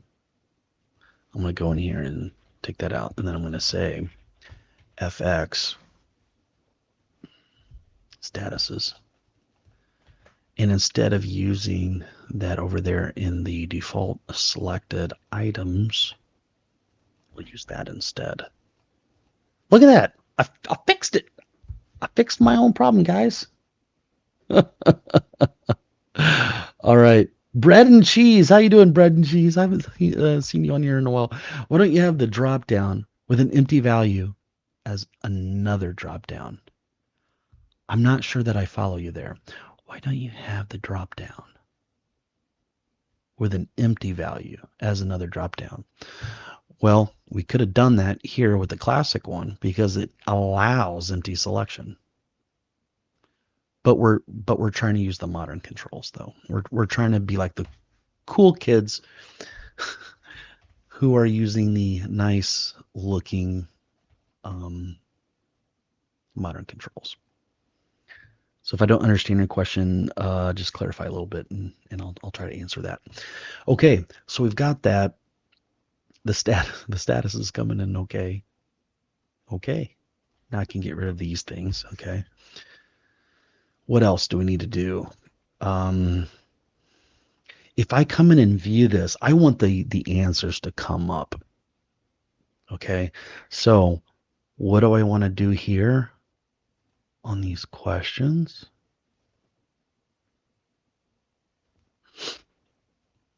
Whenever they come into this screen, I need to go get the answers if it's not a new. So I'm going to go in on visible. And look, we don't have any code in here in the on visible yet. So there we go. Bread and Cheese says, sorry, I meant as in the drop downs items. Why don't you have the drop down with an empty value? So that's sort of what I just did.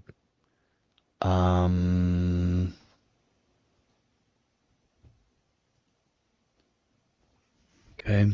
So if I don't understand, maybe clarify a little more there. Okay. So as we come in here, let's do a clear collect. Now, you know what I don't like about collections when you use clear collect is that the name of your collection becomes a global variable. That's what I don't like about it. Clear collect, and if you try to create a collection as a local variable using update context, it really isn't a collection. So you can't really do that. So if you start using functions as if it was a collection, I'll start to complain. So I'm going to say CLL, and I'll call these answers, ticket answers, ticket answers. Okay. And what are we going to do here? We're going to filter. We're going to filter answer based on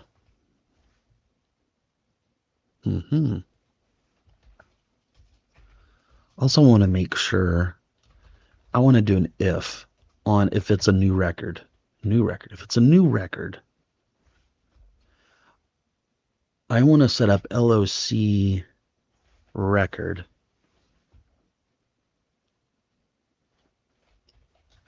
update context. So I'm trying to avoid bugs here. I want to set this up to sort of hold a blank, but I don't want to put a blank value in there. It'll mess with the types.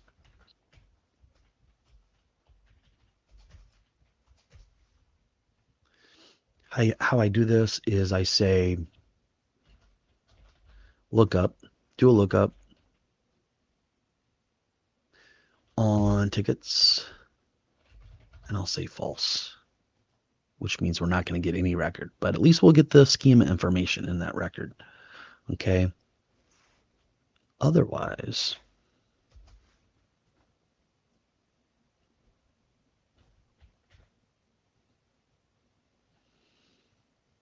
I think that's it, because whenever it's not a new record, it should be putting that into that local variable automatically.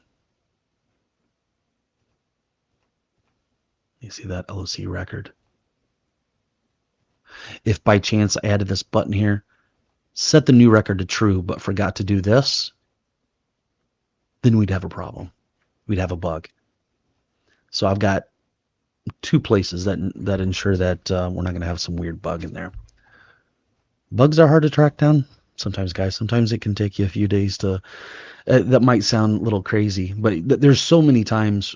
Sometimes it's based on lack of knowledge about the platform you're working with. Sometimes people meet with me over Zoom to get some tutoring, and they're like, "This is my problem." I'm like, "Oh, that's it. Just do this. Put a semicolon there, or do this or that." And they're like, "Oh my goodness, I've been working with this for weeks and haven't been able to figure. You just fixed it in 5 minutes." I'm like, "Well, you know."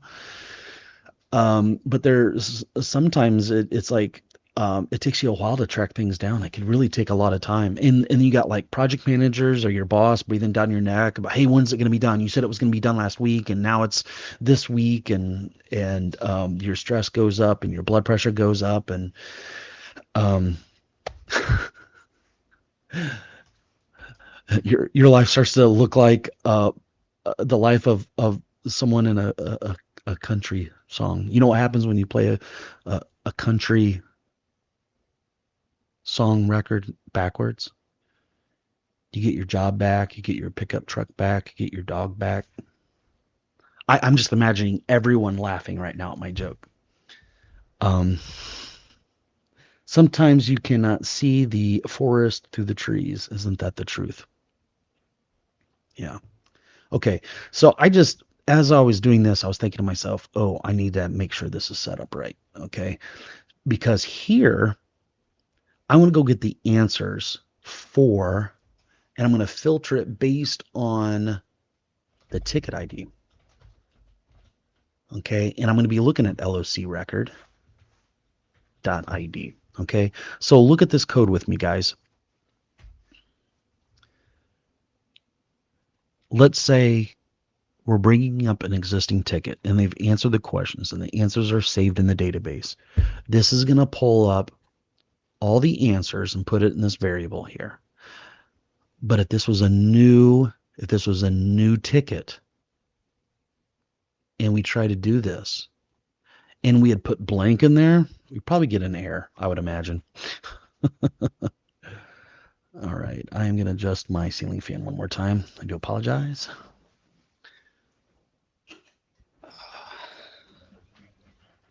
And I'm back. Modern controls are catfish. That's hilarious, Amber. It almost sounds like you have experience being catfished, Amber. Oh, if you guys don't know what catfish is I don't know if I want to explain what catfish is. Go Google it. It's when you think you're getting something or and you meet them in real life and you're like, what? You're not the, or they ghost you. Um, okay. So we get all the answers. Okay. But, okay, let's test this out. So I answer the questions and my video stopped working. I click on this. Okay. So I should have the answers now. And if Google doesn't help you out, go to ChatGPT and ask it. Okay, so now in this thing, these controls here in this gallery. Let me go where. There it is. It's a drop down. And we got another modern drop down again, right? Here we go. Here we go. Um, Here in the answer, we've got okay in the. I'm getting hungry, guys. It's 12:30 here in Florida. Um, we have this collection. It's got all the answers, right? And what we want to do is we want to get at just one of them. And we can filter this or do a lookup. If you want just one record, do a lookup. If you want more than one record, do a filter. Now, what if there's more than one record that matches the criteria for the lookup? It'll just give you the first one. Okay. Okay, we're going to do a lookup there. Now, we already know we have the answers for just one ticket. So we know that's already in there. So now we filter it, or we do a lookup based on the question ID. Now, how do we know to line up the question ID? Well, the gallery. The gallery is made up of all the questions. So we'll say this item.id. That should give us the precise record out of the answer table. Okay, we got the little answer right there.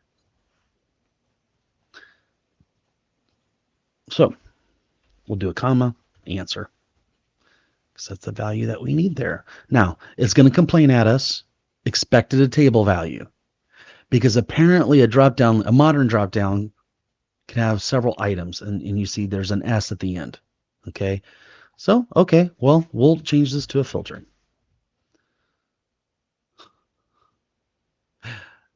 Okay.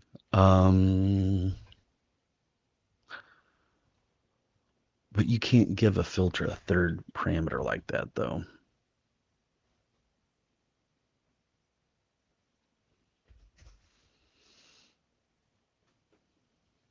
The properties here for the fields, there's a value. Okay, so it should put it in there automatically. Okay, let's go look at our answers.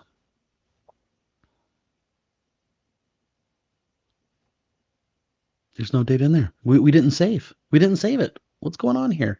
Oh, you know what, guys? I didn't finish this, did I? So we went through this and we created. Oh my goodness, no.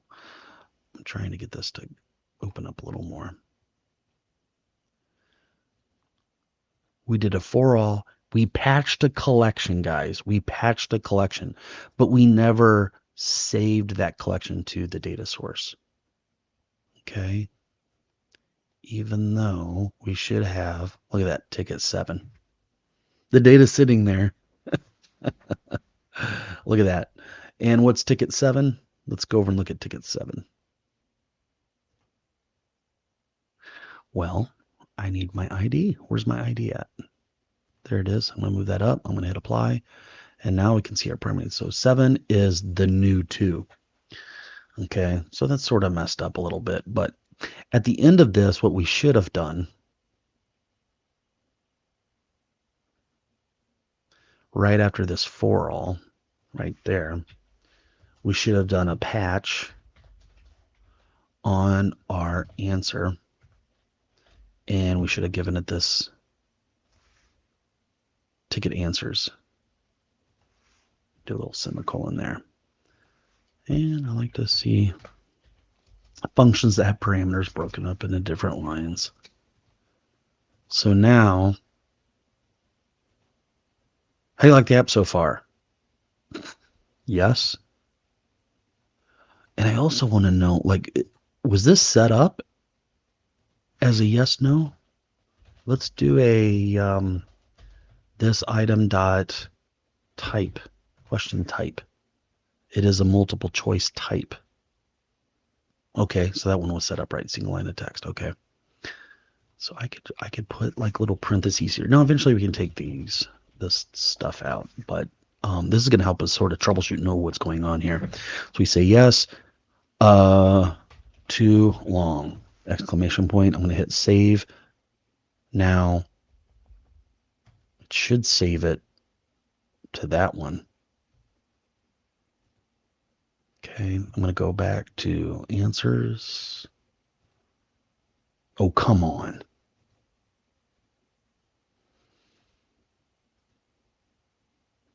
Okay. Bread and cheese. In your line where it says if LOC record, does that mean it checks if there's at least one record, then do the update context? Now, bread and cheese, you're going to have to tell me where that code is you're talking about. Are we talking about here in this save button? LOC, blah, blah, blah, there's at least one record. Are you talking about in the screen on visible? Oh, you know what? What happened here was that because the record I brought up was not a new one, it didn't save any of this. Okay. Let's say, I'm going to say if true, which means it's always going to happen, but I need a comma in here. Okay. I'm going to hit save. So now that should actually save it in there. I'm going to refresh. Hopefully it's in there. No. Wow.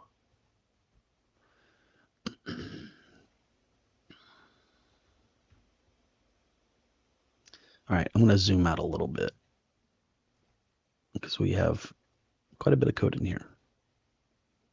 We're patching answer with whatever is in this collection. Now I'm going to bring this up so I can look in the collection. Come on. There's no data in there. Okay. We're going to go through that, all items.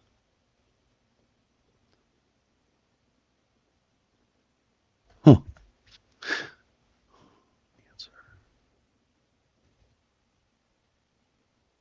That's interesting. Okay. Answers to questions. And we're adding new records each time.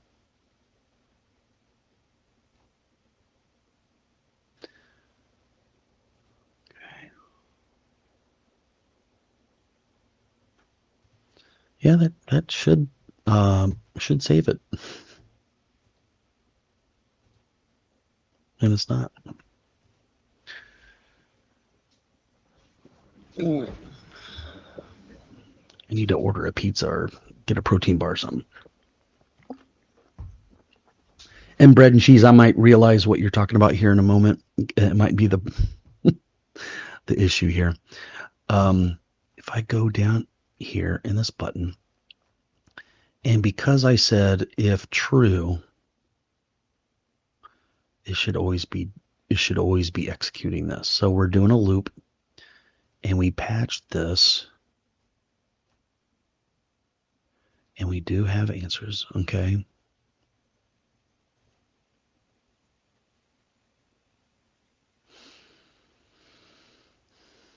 Hmm. Why is it not patching this? We do have data. No, now we don't have data. Ticket answers. Look at that. See, this is the problem with globals, guys. I just created a bug. I'm trying to patch the answers.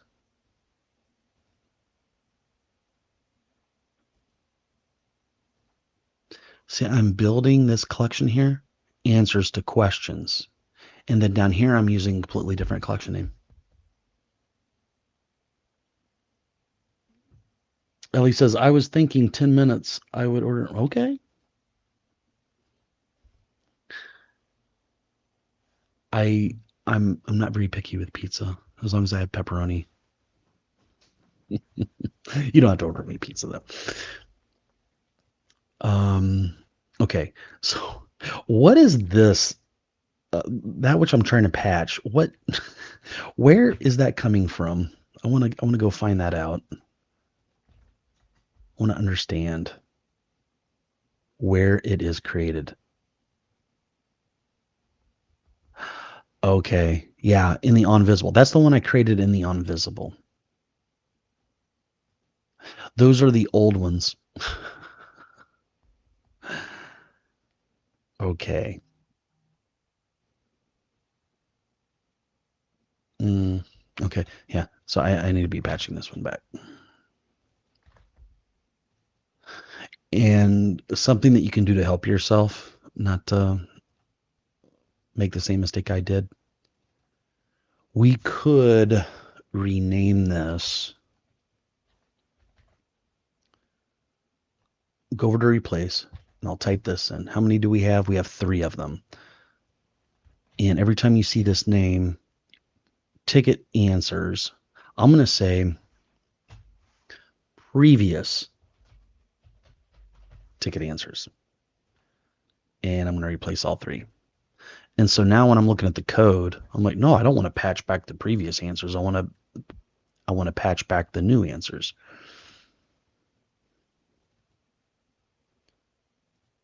Okay. So now if I hit save, it should save them. And I wish I had a spinner. I missed my jumpstart kit. All right. So I'm going to hit refresh. Look at that. There we go. Now to give me an answer for the one that had the multiple choice. So that's just more work that we need to do, right? So here on the answer, you see this? If it's single line of text, then we're going to give it that.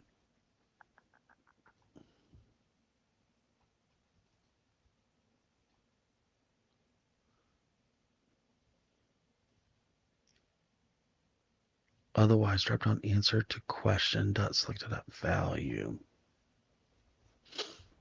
which is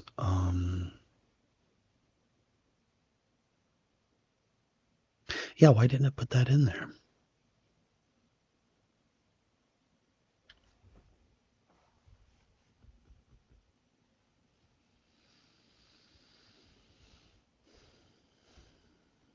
I think what I will do is I'm going to add a little something in here to help me debug things.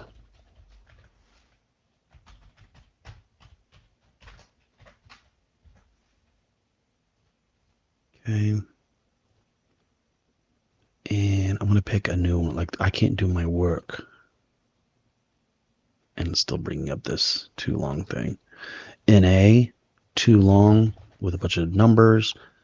Save it. Okay. I want to go back to my data.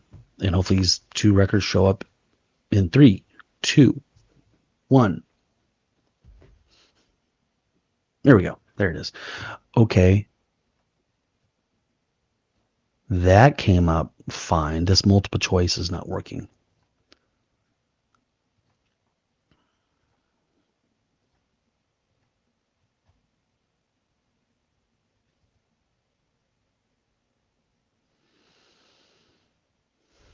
Selected dot value.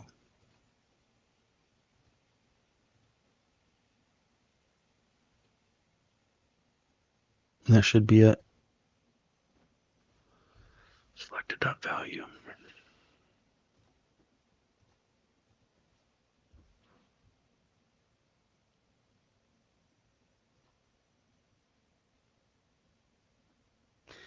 Bread and cheese says, why isn't it defaults being used to patch the new row to the answers table? Why isn't defaults being used? Yeah, I use it right there, defaults. And the reason why I'm always adding it is because I'm only supposed to save it if it's new, and we're not allowing them to change their answers. We're only saving it whenever this record is true. But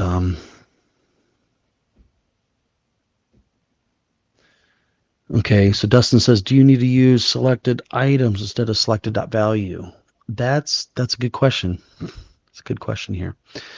I'm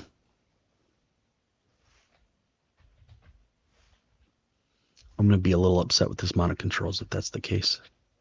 See, the thing is, selected items is going to give me a table of values. So that means I would need to do like a first, give me one of them, then dot value. Let's see if that does anything for us. I'm going to cancel. I'm going to get this ASDF, and I'm going to say NA, and then I'm going to say ASDF for this. NA, ASDF.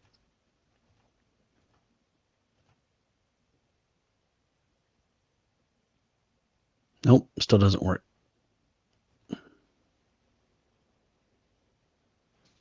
The plot thickens. The plot thickens. Okay.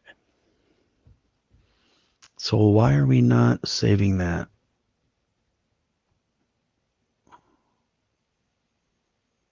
So the question type, if the question type, see that? We got multiple choice, single line of text.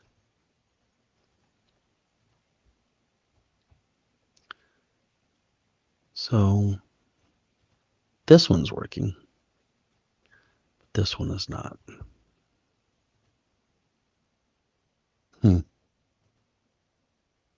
Any more ideas, guys? Selected items. I don't even know. Okay. So if I click on no, like it's not allowing me, like I can only select one at a time. So I don't know why the modern drop down list has default selected items. Why doesn't it have default selected item, or just give me default like the classic one has? Sorry about the mic. Okay. Now, what I can do, I need to break it down a little bit here. Okay, so let me add in a new label. And I'm going to say, oh, you know what?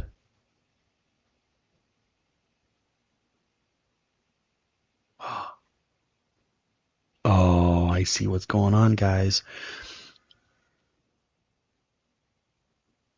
Okay. Do you see how we're patching on these fields, right? And for each of these, we're saying my, or we're saying something specific, like, hey, that one record. The same thing can go for these controls. My dot. My dot. Because when you have multiple records in a gallery, there's multiple of these text boxes. There's multiples of these drop-down lists. I think that's what's going on. Let's try out my hypothesis.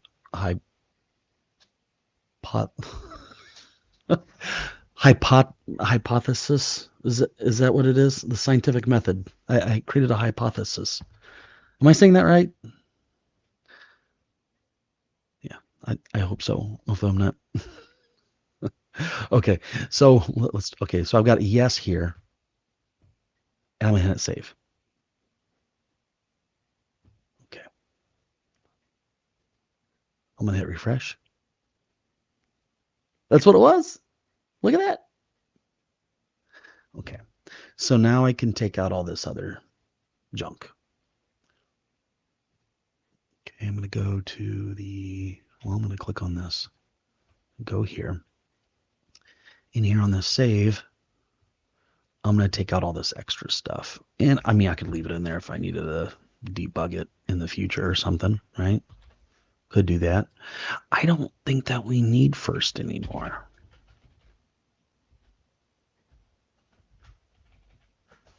Let's say, gee whiz. Well, we do need a comma up here. Dot selected dot value. And then also we could take this out. So it's only going to happen on new records. Okay. We're going to have to go back and test all afresh because we changed something. If you ever change your code, don't assume that it fixed it. You got to test it every time if something changed. Okay. So Darren's new ticket. Now, I don't like the fact that it shouldn't be high by default though. And my name, I didn't set it. I didn't set my name to be there the default. So I need to look into that stuff. And also we can delete this little label here. Let's say no. I'll say Darren's new ticket. No, Darren's new ticket. Okay. No, Darren's new ticket. And let's look at the ticket ID. Is 8.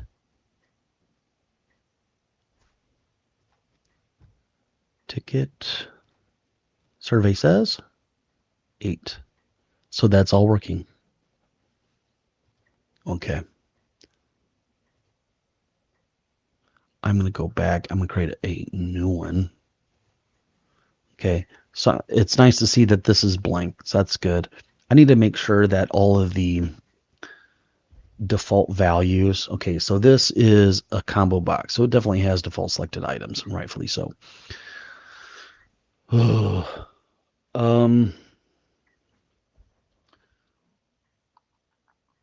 So what we should do here is we'll use Office 365 users and we need to search the user.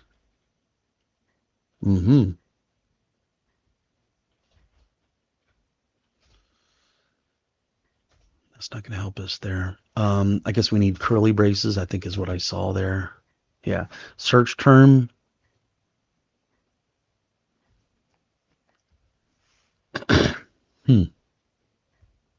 Search term would be LOC record dot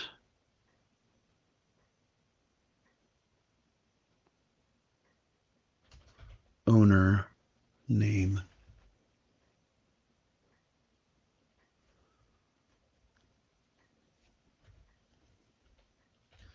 And then we've got, I think we got a top, right? So let's do top.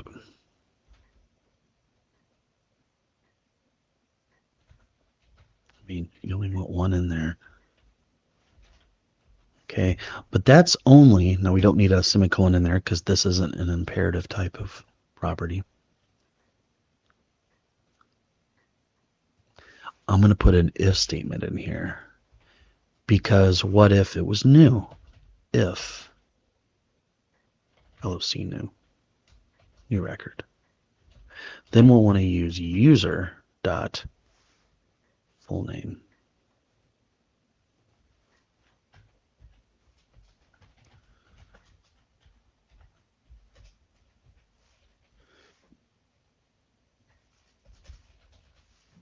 Here we go. Ooh.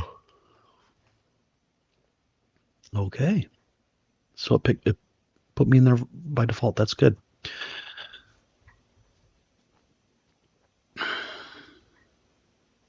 And this is a drop down. Okay,